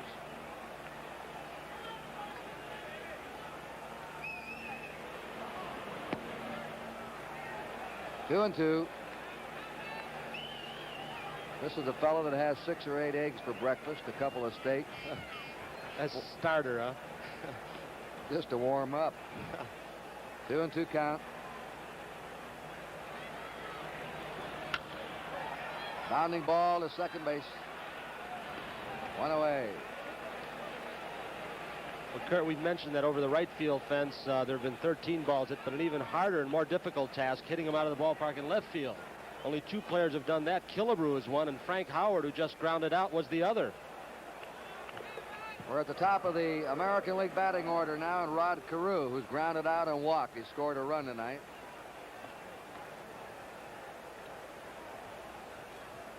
Bobby Mercer on deck. Ball one.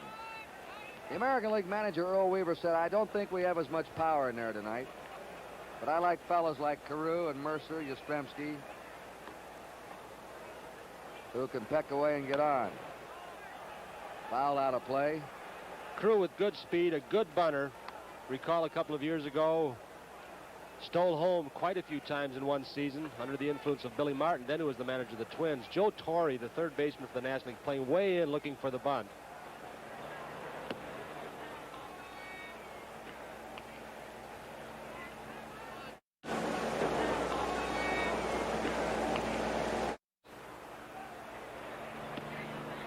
Strike to him, 2 and 2.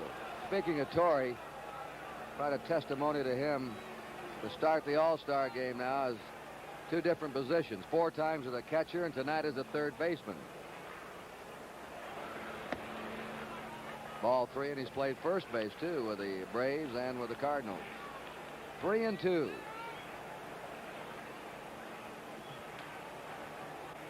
Four to 3, the American League ahead. Last of the 5th inning.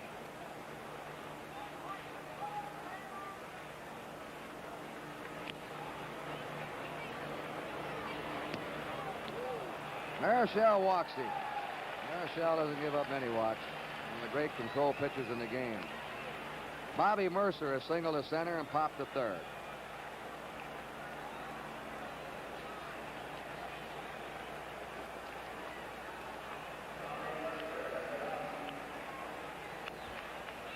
Let's watch Torrey again in his get-ready position. And look how low he gets down. That may be a Cleat Boyer influence that Torrey has picked up to help him get a better jump on the ball, get more spring, get that first good quick step.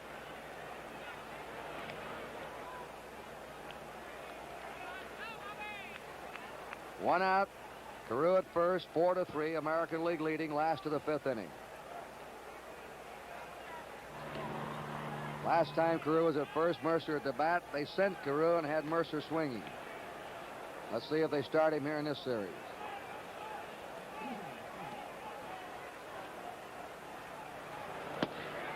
Burning fastball for a strike. Marichal with a little bit of a slow delivery to home plate with that high leg kick, but he has a good quick move to first, and some say it's almost a balk. He moves that front knee and almost leans toward home plate and then changes and go to first. Off-speed pitch, took just a little off and had Mercer off his timing. 2 strikes to Bobby Mercer. What motion he had on that one. Looked like the fastball for sure.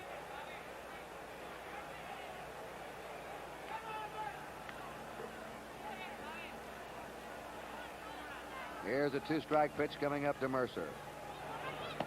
Struck him out. First time Bobby Mercer's ever faced Marichal. 2 down. The Giants are trying to hold their lead in the National League West, and this man on the mound right now will be a key for them. See if they can hold on for their divisional title against the challenging Dodgers. Carl Yastrzemski is grounded out and popped up. Giants are 6 games ahead of the Dodgers. They at one stage led them by 11 or 12.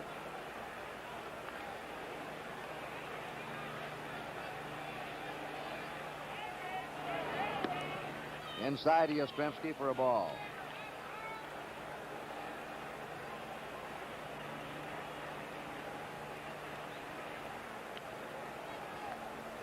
The American League is warming up Cookie Rojas and Al Kaline in their bullpen. 1-1. Marichal's really got the screwball going now. He threw 2 good ones to Mercer. Now a good one to Yastrzemski to hit that pitch. They're going to have to try to go to the opposite field. There's Rojas throwing in the American League. 2 down. Carew at first. 1-1 to Yastrzemski. American League out in front, 4-3 in the last of the 5th inning. All the runs coming from homers. Marichal used to pitching with the wind blowing out to right field from Candlestick Park. 2-1. He has some kind of motions, doesn't he? Changes speeds. He'll throw a quick screwball, and he'll throw a little slower one. Then you think you just about got it, and he really changes up, and it drops off the table. 2 balls and a strike. Foul back, 2-2. Ferguson Jenkins warming up for the National League. Next Saturday we'll be in Atlanta. Our game of the week, the Braves and the Dodgers, 2 o'clock Eastern Daylight Time. Remember, every Saturday we're on NBC television for the game of the week, the top Major League game of that week. Usually it's Saturdays at 2 o'clock Eastern Time. Get a chance to see that Dodger ball club. They had a hot streak, looked like they were going to catch those Giants, and then they went to Chicago. Cubs beat them 4 straight. Giants increased their lead.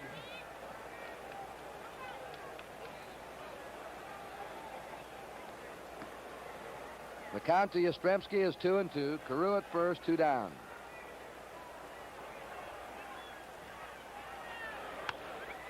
Ground ball to Beckert. Over to May, and that's all for the American League in the 5th inning. No runs, no hits, no errors, 1 left.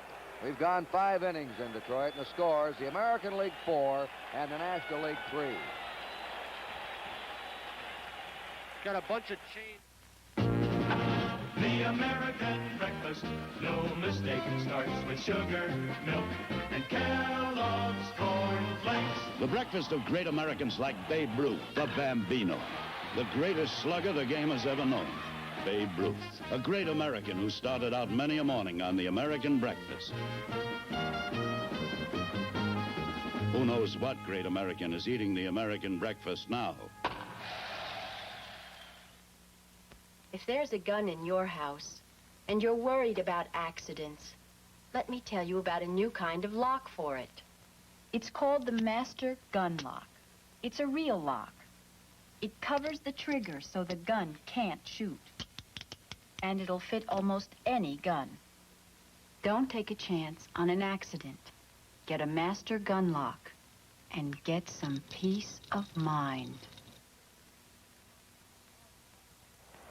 We pause now for station identification. With the aid of a computer, the men of Atom 12 strike to halt a crime wave Thursday night.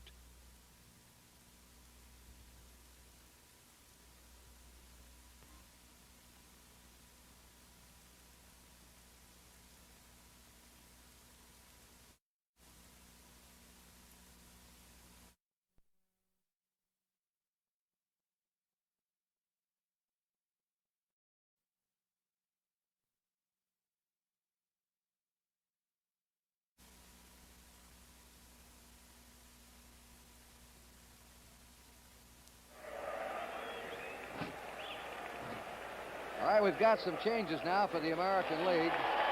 Al Kaline goes to right field, replacing Frank Robinson. Mike Cuellar is the new pitcher. Amos Otis is in center field, replacing Bobby Mercer.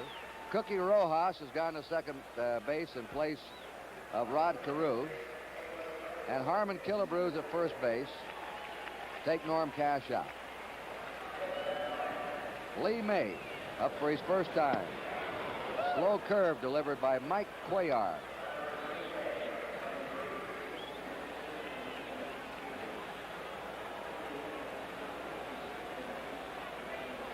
.34-year-old left-hander. 1 ball, 1 strike. He's blossomed into one of the best the last 3 years, all in an Oriole uniform. He won 23 games 2 years ago, foul ball back. 24 games last year. And this year, he has won 13 and lost 1. He has an 11-game winning streak since his only loss of the year on May 9th to Oakland. 2-2. His big pitch is a screwball that breaks away from a right-hander. The sneaky fastball, the curve, and he also pitches with a lot of cunning. Slow one, wrap foul. Cuellar at times will pitch a ball game and throw almost 75% screwballs, but it's not always the same kind of screwball. Like Marichal, he'll throw a fast one, change up on it, one that goes down, one that just breaks away from that right-handed hitter. He varies them.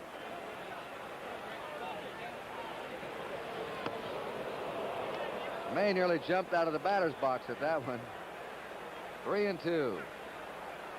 May had a bad knee at the start of the season, was off to a struggling start. Now he has 23 homers.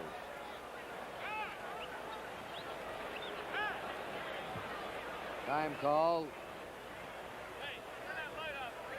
Somebody has a light on in the stands. Light shining in Brooks Robinson's eyes at third base, and you don't want that to happen with a hitter like May rifling him down at you. Cuellar walks Lee May in the 6th inning. The batter now, Joe Torre, who's popped up and struck out.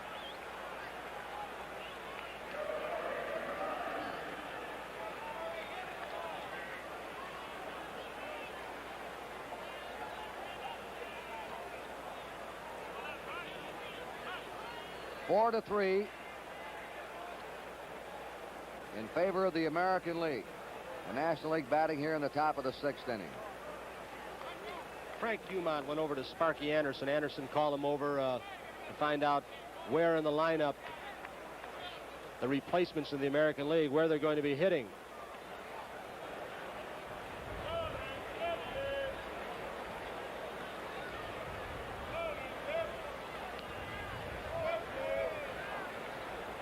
Cuellar pitching to Joe Torre. To Brooks Robinson. There's one. Rojas pivot 2. Taylor made all the way. Good quick pivot by Cookie Rojas with Lee May bearing down on him. That Brooks, he really got rid of the ball again, didn't he? Here's Brooks again. Get ready stance. Right at him. Knows he's got the time. Watch this quick move by Rojas. Lee May got down there pretty well. Rojas is having a fantastic year for those Kansas City Royals. Stargell, will strike one to him. He's been hit by a pitch ball and struck out. Cuellar is one of a small group who's played for both leagues in the All-Star Game.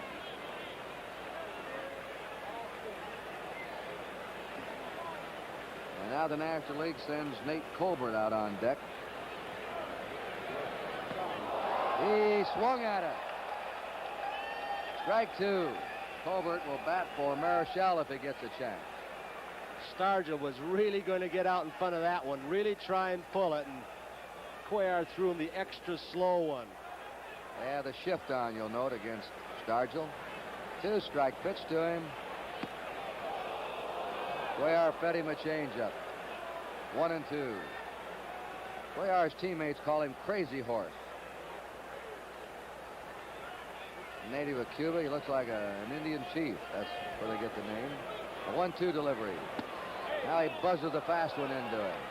He hasn't thrown the same pitch at the same speed since he's been in here. 2 balls, 2 strikes. After you've seen a collection of all the slow stuff, that fastball can look even faster than one thrown by, say, a Vida Blue. Got him on the slow ball. Crafty pitching by Mike Cuellar in the 6th inning. And at the end of 5.5 innings, it's the American League 4 and the National League 3. Hi, I'm Don Drysdale. You know, the World Series and the All-Star Game have always been 2 of the most exciting parts of baseball for me. And this year, well, they can be pretty exciting for you, too. Chrysler Plymouth is having a special drawing. While you're watching the All-Star Game, pick a player who you think comes through with the most outstanding play. A panel of sportscasters will be doing the same thing for Chrysler Plymouth. And if your choice matches theirs, you can qualify to win 1 of 10 all-expense-paid trips for 2 to the first 2 games of the 1971 World Series, or 1 of 2,000 other prizes. So get your entry form and free All-Star booklet at any participating Chrysler Plymouth dealer. Well, that's the pitch. Contest open to licensed drivers 18 or over. 1 prize per family. All prizes will be awarded. Closing date, midnight, July 17th. Let's quickly go down to Lindsay. Charlie Gehringer played in the first All-Star Game, 1933. Doesn't seem that long ago, does it, Charlie? No, not really. What do you remember most about that All-Star Game?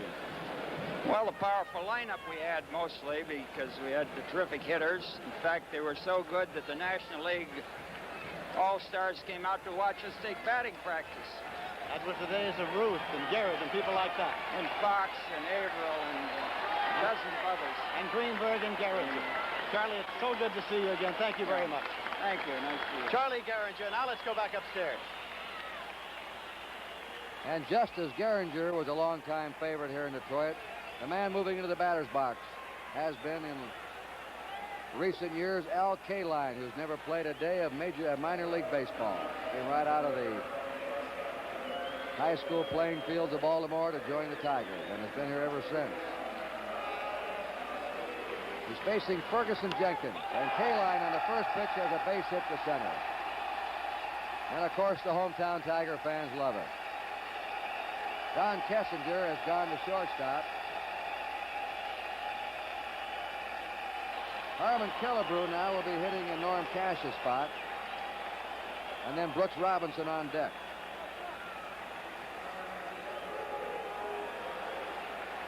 The killer.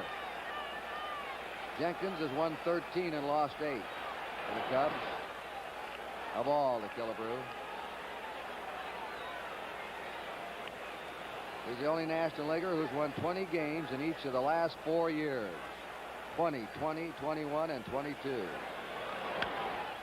Foul ball. He'll probably win at least 20 again this year.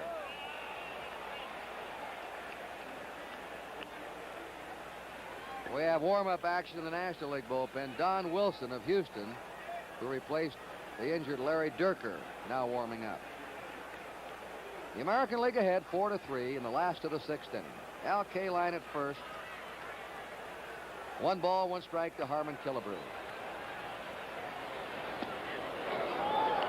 1-2. Jenkins can be murder, as you just saw in that last pitch, on the right-handed hitters. He comes from the side with that sweeping curve, throws that crossfire fastball to catch the outside part of the plate. He's got good control.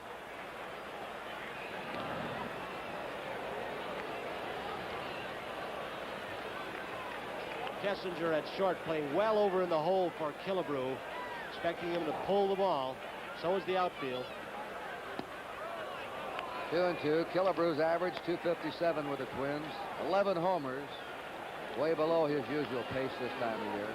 But 60 runs batted in. He's leading the American League in RBI. 2 more homers, and he'll have 500 lifetime homers. 3-2. You can't wander far off that bag against Johnny Bench, who makes those quick snap throws. Killebrew looking down at Billy Hunter, the third base coach, looking to see if he's going to have Kaline moving. There he goes. There's a long belt to deep left. That one's up. It is gone. A home run for Killebrew.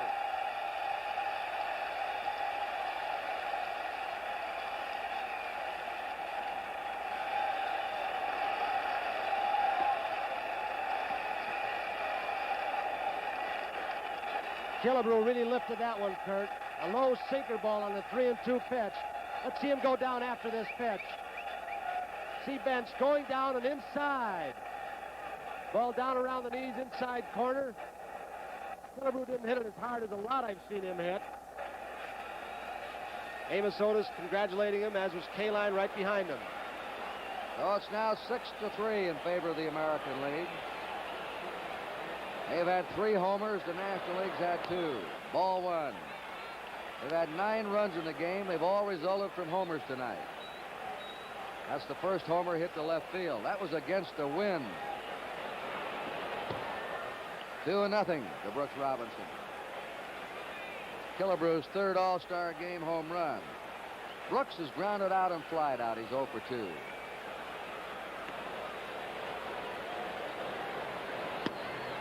A strike, 2-1 to him. Kurt, we're getting a chance to see why the hitters love to come here. I know your old pal Ted Williams loved this ballpark. Mickey Mantle did. Roger Maris. Good park to hit in. 2-1 pitch. Line shot to center. It's a base hit in front of Willie Davis. 3 hits in a row for the American League. And Bill Freehand's a batter. That's 7 hits now for the American League. And 3 hits for the National League. And 2 of their 3 hits have been home runs. Sparky Anderson just sent Ron Sano down to the National League bullpen to see if Don Wilson is ready. It's an expensive messenger boy, wasn't it? Okay. There's Wilson.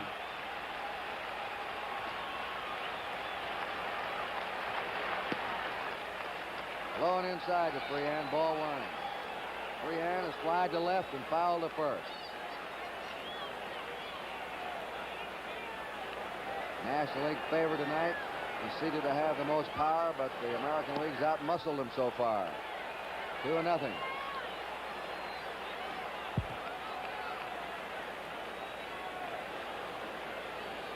Brooks Robinson at first base.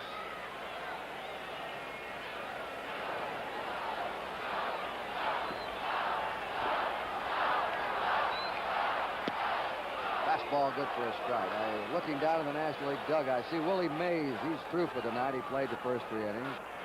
But he's intently watching the game down there in the top step of the dugout. There he is, pounding the ball on his leg. A high fly ball. He uppercut it too much.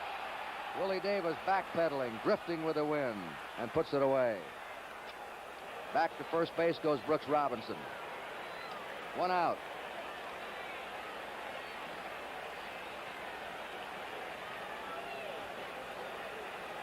Now it's Aparicio up. Amos Otis will be hitting in the number 9 spot.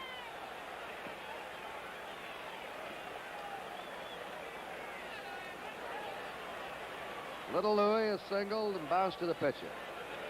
1 out, Brooks Robinson on first. Strike to him. 6-3, the American League ahead in the last of the 6th inning.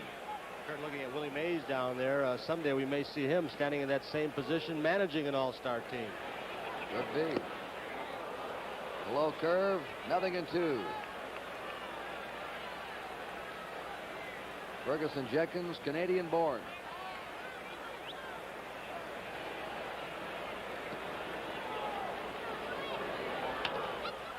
Ball hit to second. A Cub double play combination goes to work. Beckert to Kessinger to May. And that's all for the American League in the 6th. They had 2 runs, 3 hits. There were no errors, nobody left. At the end of 6th, the American League 6, the National League 3.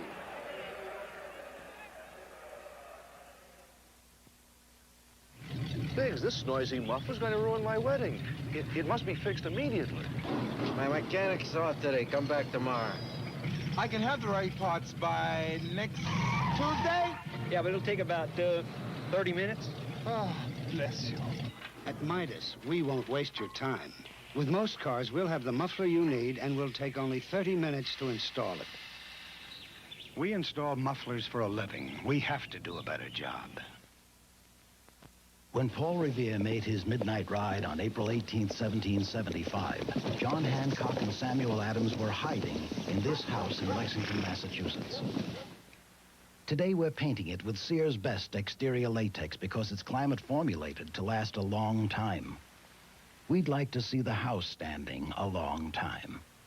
It hasn't done bad for a start. Sears Best exterior latex for great American homes like yours.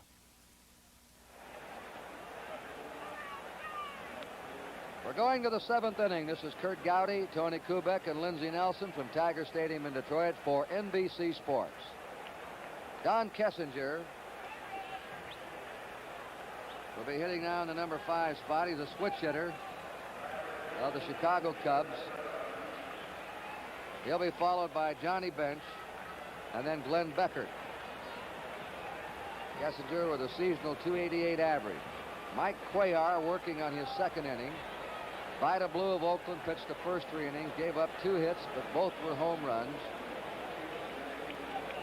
He struck out 3 in the 3 innings, foul back. Jim Palmer pitched 2 innings, 1 hit, no runs. Cuellar faced 3 men in the 6th, and here he is working in the 7th. Remember, the American League has lost 8 in a row to the National League. And last year they had a 3-run lead going to the last of the 9th inning and blew it. Foul back. Strike 2. The All-Star Game started in 1933 in Chicago. In the early years, the powerful American League dominated it. And now in recent years, the National League has been the dominant team.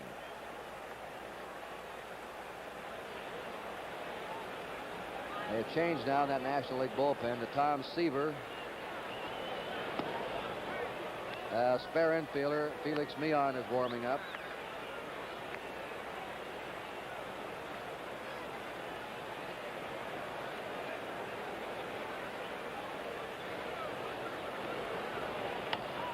Fly ball, right field, Al Kaline there. This fellow's played his right field here better than anyone in Tiger history. He makes the play in the corner on the slice hit by a right-hander holding the batter to a single. Normally a double against most right fielders. Johnny Bench crashed a home run in the upper deck in right center and then hit a hot shot to third that was by Brooks Robinson. And with those card-shark hands of his, he snaked it and fired over to first to get him. He's trying to bunt now on Brooks down at third. He couldn't get the ball by him in the World Series, so he's going to get it in front of him. That's not too unusual for Bench. You expect him to hit for power, but he's beaten out some bunts this year and last year, too. Saw Brooks, who plays a deep third base, tried to lay it down on him. He got that one by him. Just Bench's barely. second hit. He's hit the ball hard every time up. That puts Bench at first. 1 out. and Glenn Becker to the Cubs coming up. We pause briefly for station identification. This is the NBC Television Network.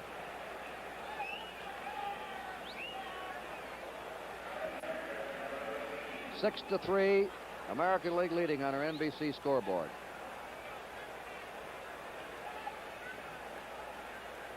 Nate Colbert has come out on deck for the National League. Glenn Becker at the batter. Claire feathers one in for a strike. Tiger left-hander Mickey Lolich starting to warm up in the American League bullpen. Beckert, a good right field hitter, and Rojas is giving him a lot of room between first and second. He pops it up. Brooks Robinson gives way to Aparicio. The American League shortstop has it 2 down. And here's power hitting Nate Colbert batting now. Hitting .277. There's Lolich, a 14-game winner for the Tigers. Colbert has 19 homers, 51 runs batted in. He had 38 homers last year. Sort of unrecognized around the country as one of the best power hitters in the game.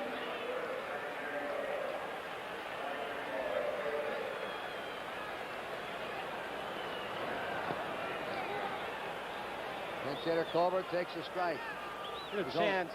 Let's take a look at his hands and the position of that bat. He's got the bat actually resting on his shoulder in a parallel position to the ground. Very unusual. One strike to him.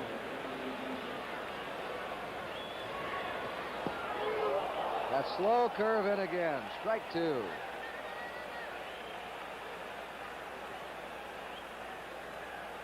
Willie Davis on deck. 2 down for the National League. Johnny Bench at first.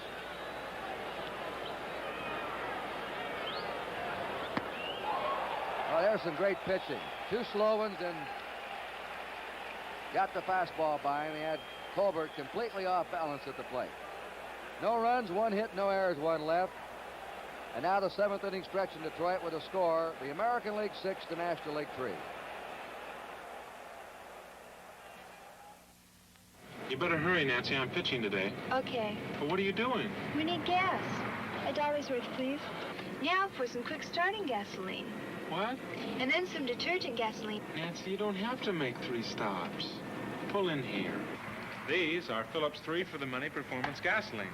They give you quick starts, good mileage, and cleansing action.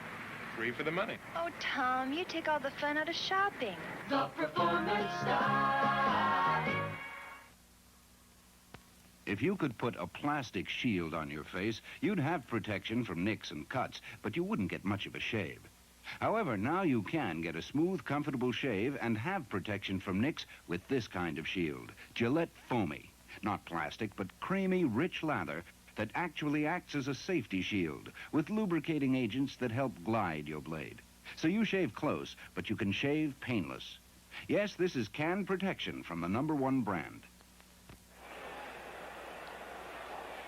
Next Saturday, Tony and I will be in Atlanta, Georgia for NBC's Major League Game of the Week. Maury Wills, Richie Allen, Willie Davis, Wes Parker, some of the stars with the Dodgers, Hank Aaron, Orlando Cepeda, Ralph Garr, Felix Mion with the Braves. The Dodgers and the Braves at 2 o'clock Eastern Daylight Time right here on NBC. And every Saturday throughout the season, we have 3 more Monday night games for you, too, followed by the playoffs in the American National League, and all capped off in October by the World Series on NBC. Amos Otis now batting in the #9 spot. It's a fly ball to left field. Willie Stargell will be camped under it. 1 down. Don Wilson is the new pitcher for the National League. Larry Dierker had been announced by manager Sparky Anderson to represent the Astros. Dierker's shoulder tightened up, so Don Wilson replaced him. Now Cookie Rojas is up for the first time, replacing Rod Carew. Rojas gets a foul ball down the left field line. What a job he and Otis have done for the vastly improved Kansas City Royals this year. Rojas having his greatest season is batting .315, 6 homers, 39 RBIs. Hits a fly ball, shallow right. Clemente coming on. He makes basket catches like Mays. 2 down. Don Buford is now coming out.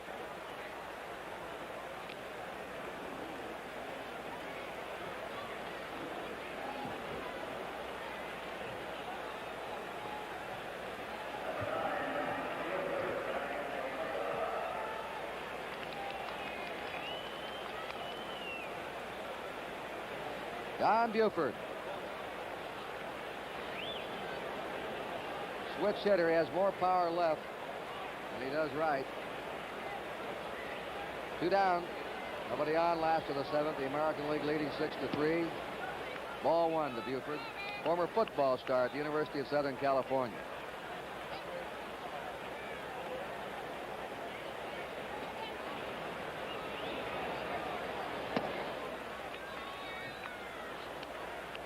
Two balls, no strikes. Buford has 13 homers so far with the Orioles. Surprise you for a little fella. Look at that swing. 2-1 to him. Tremendous eye. He gets on base, gets the bases on balls. Has learned to play the left field, too. He's in the top 5 batters of the American League, hitting .314. 2-2.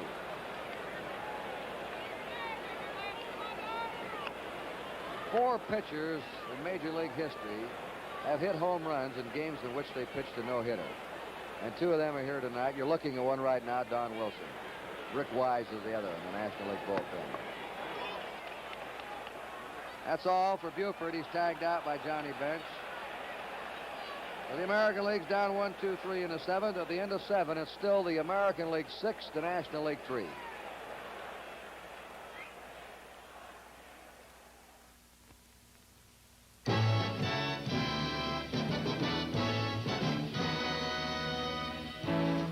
When you fish for tuna, you watch, you wait, and you make ready.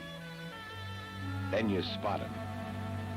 Tuna! And you better get them while they're running, because you get no second chance.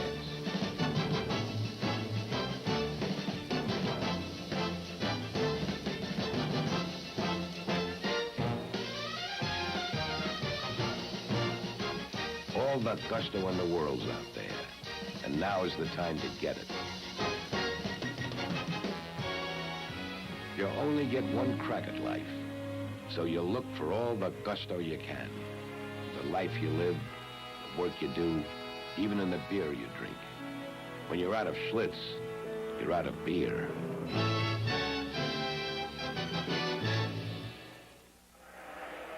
We pause now for station identification. Vic Damone, Carol Lawrence, and Gail Martin share the spotlight Thursday night at 10, 9 Central Time.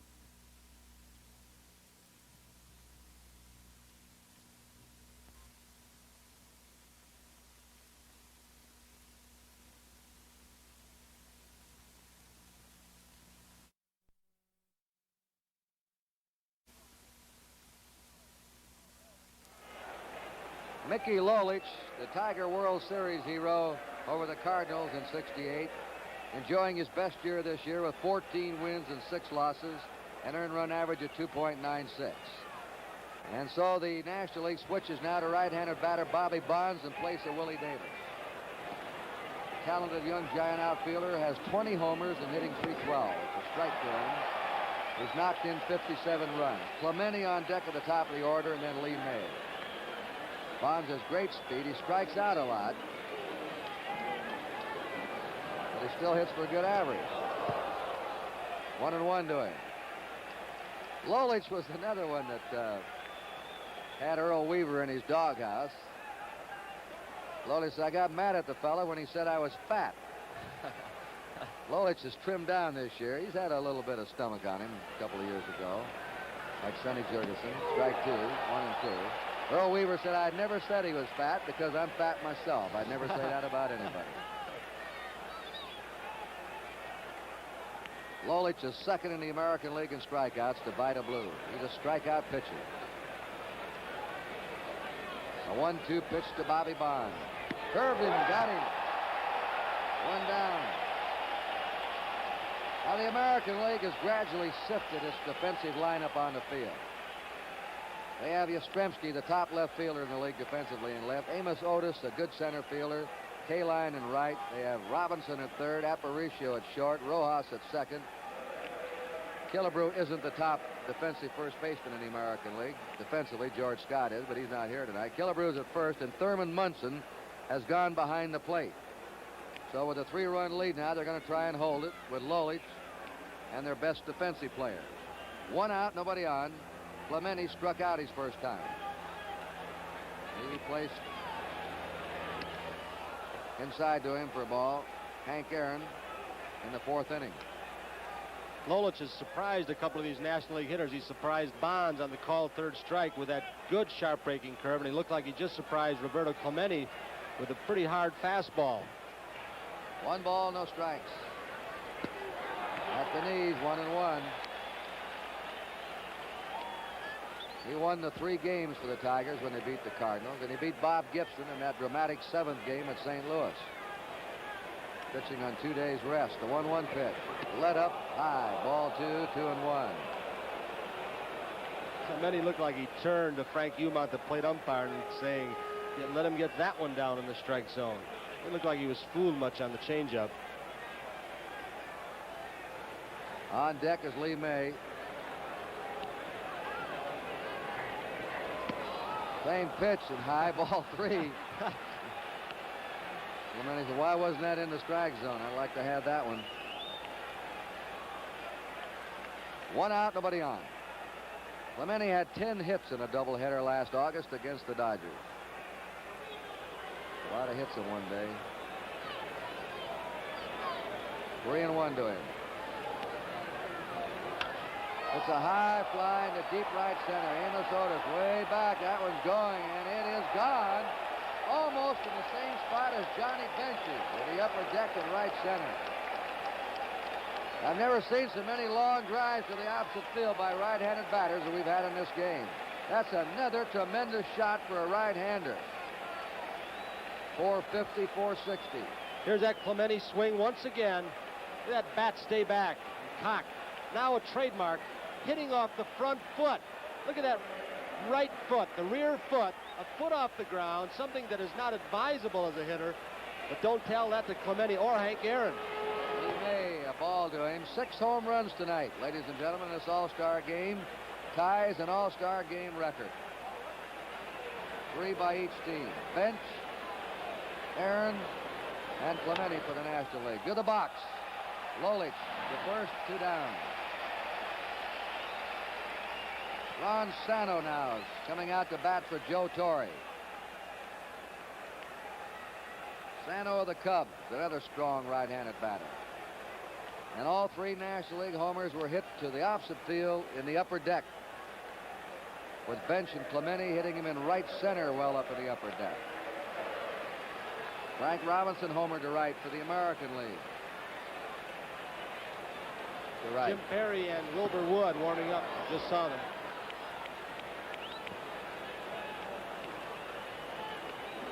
One ball, no strikes.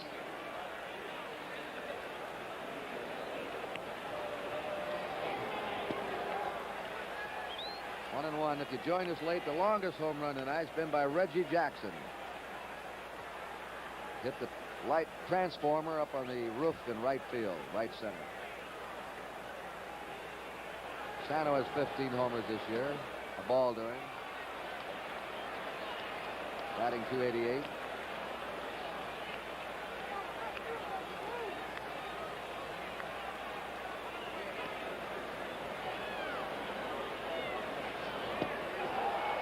Two and two. American League leading 6-4 in the top of the 8th. 2 down for the National League, nobody on.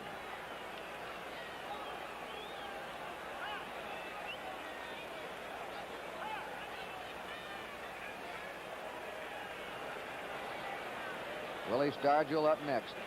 If Sano does something.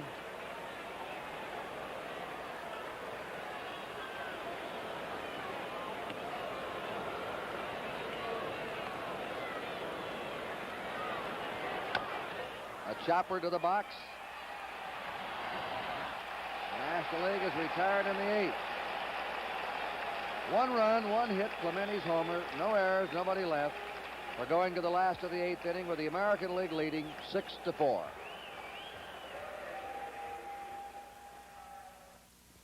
You know, Louise, you would have looked great in a bikini a couple of years ago. But not that you'd look bad now.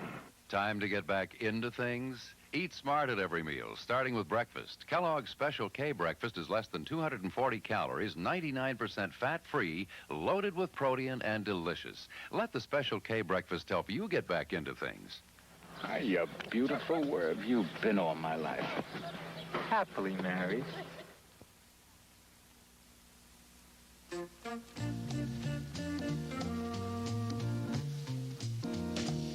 This is the car that was chosen U.S. Car of the Year by Road Test magazine.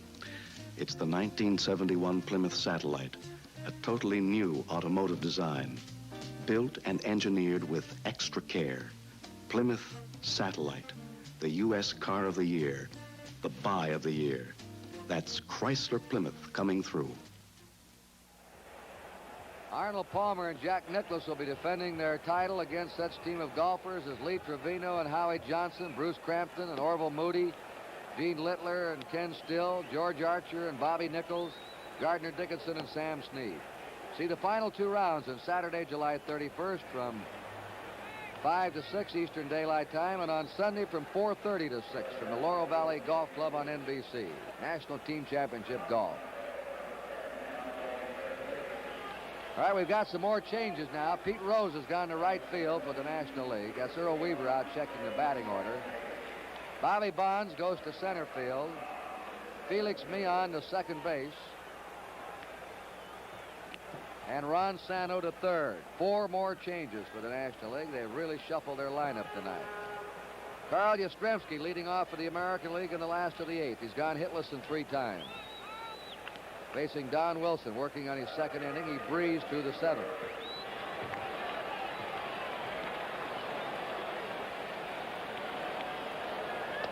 Ball 1.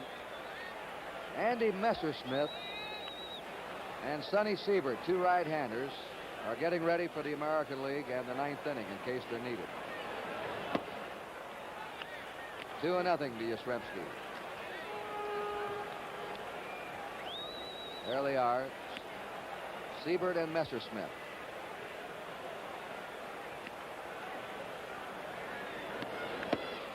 Three and nothing to Yastrzemski.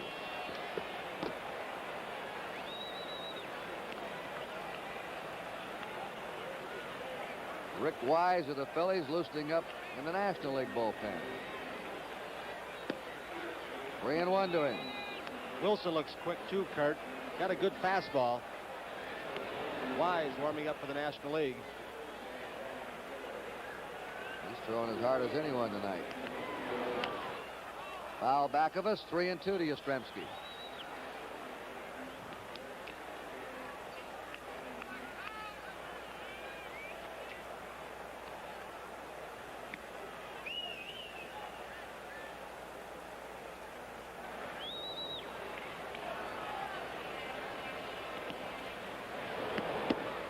Ball 4, Yastrzemski's on.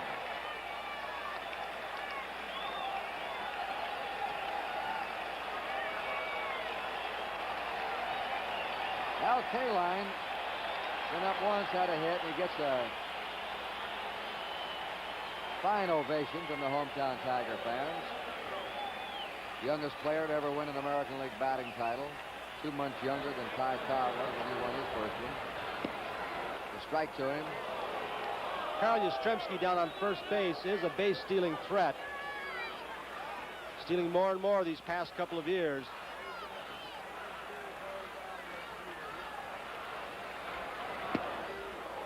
Right by him, 2 strikes.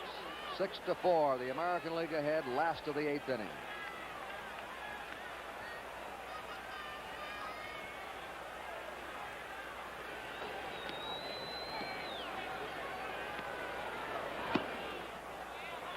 One and 2.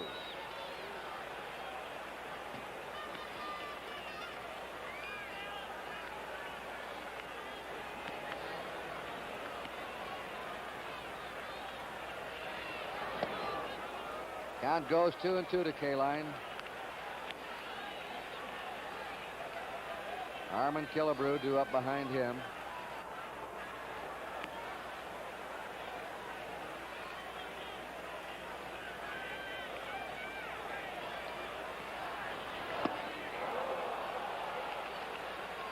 Blazing fastball by Wilson. First strikeout for him. Killebrew had a 2-run homer to left in the 6th inning. And right now is the margin in this game.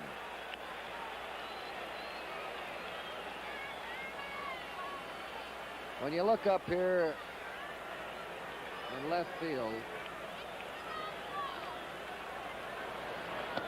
ball 1, and see that roof up there where Killebrew hit the ball over. He and Howard are the only two who have ever done it. It's an amazing feat.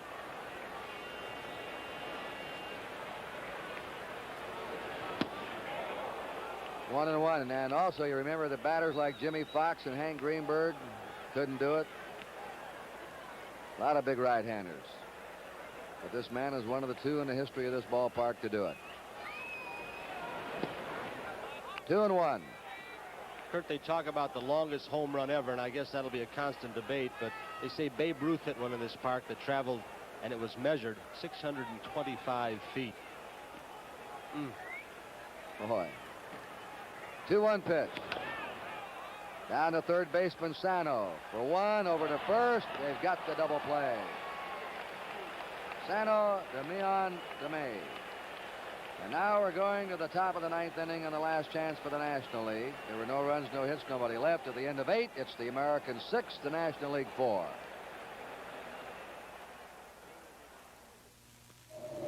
The Baja. Scene of one of the toughest races in the world. The Mexican 1000. 832 miles of rocks, ruts, and cactus. 832 miles of jolting, twisting arroyos and barrancas. What kind of tire can stand this kind of punishment? Sears steel belted radial, the passenger car tire with flexible steel belts under the tread. For fantastic strength, traction, and mileage. This year, Sears steel belted radials set new course records and won first place in 3 classes. The same kind of steel-belted radials that have gone over 70,000 miles on a car like yours. Sears steel-belted radial, the tire that beat the Baja. Only at Sears. Quickly down to Lindsey Nelson. Stan Musial's a very popular man. You got a big hand, Stan. Well, this is good baseball town, Lindsey. Always a pleasure coming here. I tell you, things don't look too bright for the National League. Now, there's been a lot of long ball hitting. This has always been a good hitter's park. It has been. Did you play in the 51 game here? Yes, I hit one out here. Did you hit one out in the 51? Oh, shit. We always remember those home runs. Why so many home runs tonight? Well, of course, this is good, strong boys hitting, but of course the wind's a big factor here tonight. But this is a good hitter's park, really is. Stan, it's always a pleasure. All right, fine, man. Stan Musial, Hall of Famer. Now let's go back upstairs. The 9th inning, and Lou Brock is going to bat for Willie Stargell. He'll be followed by Don Kessinger and then Johnny Bench. Mickey Lolich now will try and hold this American League lead. He gave up a hit. That was a home run to Clemente in the 8th. Vida Blue, Jim Palmer, Mike Cuellar, and Mickey Lolich. The exact plans that Weaver announced before the game, and he's followed them with his pitching. Foul back, strike one. Brock batting .347. He is 3rd in the league in batting. And, of course, an outstanding base runner.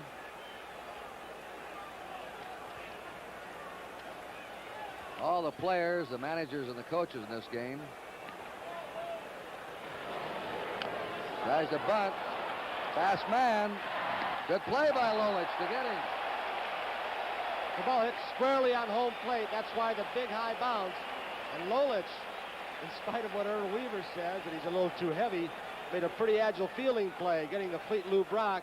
Here it is again, hitting the corner of the plate. Look at Lolich breaking quickly as we see Thurman Munson coming on. Good quick throw to Killebrew covering the bag to get Lou Brock.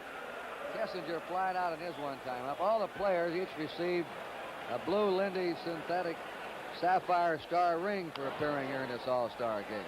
White gold are beautiful. No balls, 1 strike. Fred, I think we owe the commissioner some thanks, too, for including us. It's a beautiful ring. Thank you. That's right, presented by Commissioner Kuhn. 1 out, nobody on. A 2-run lead for the American League in the 9th inning. A fly ball into right field.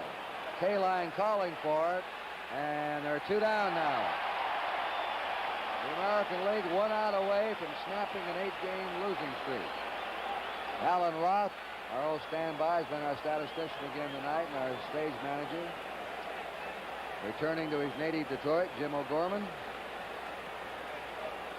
Tom Dawson, director of TV and radio activities for the Major Leagues, and Joe Reichler, director of public relations. Charlie Feeney, president of the National League, and Joe Cronin, president of the American League. We thank them, along with Commissioner Bowie Kuhn, for their cooperation. Johnny Bench has hit the ball hard each time. A home run. A hit taken away from him by Brooks Robinson, and he singled to left. It's 1 strike to him. The National League is going to lose this one if this pop-up is caught. Brooks Robinson up on the mound. It's all over. The American League finally wins one. 8 games in a row they'd lost. They lost 12 of their last 13. But here in Tiger Town tonight,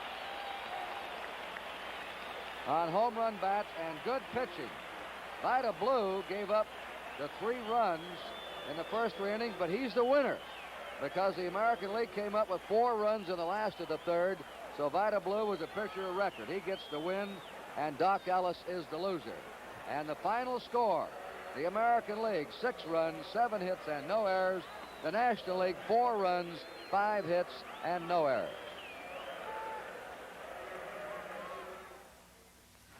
Does my antiperspirant keep me dry? Sometimes yes, sometimes no. More times no. If your antiperspirant doesn't do what you hired it to, fire yours and hire ours. Right Guard antiperspirant. Get the drying agent that really helps keep you dry. Stop.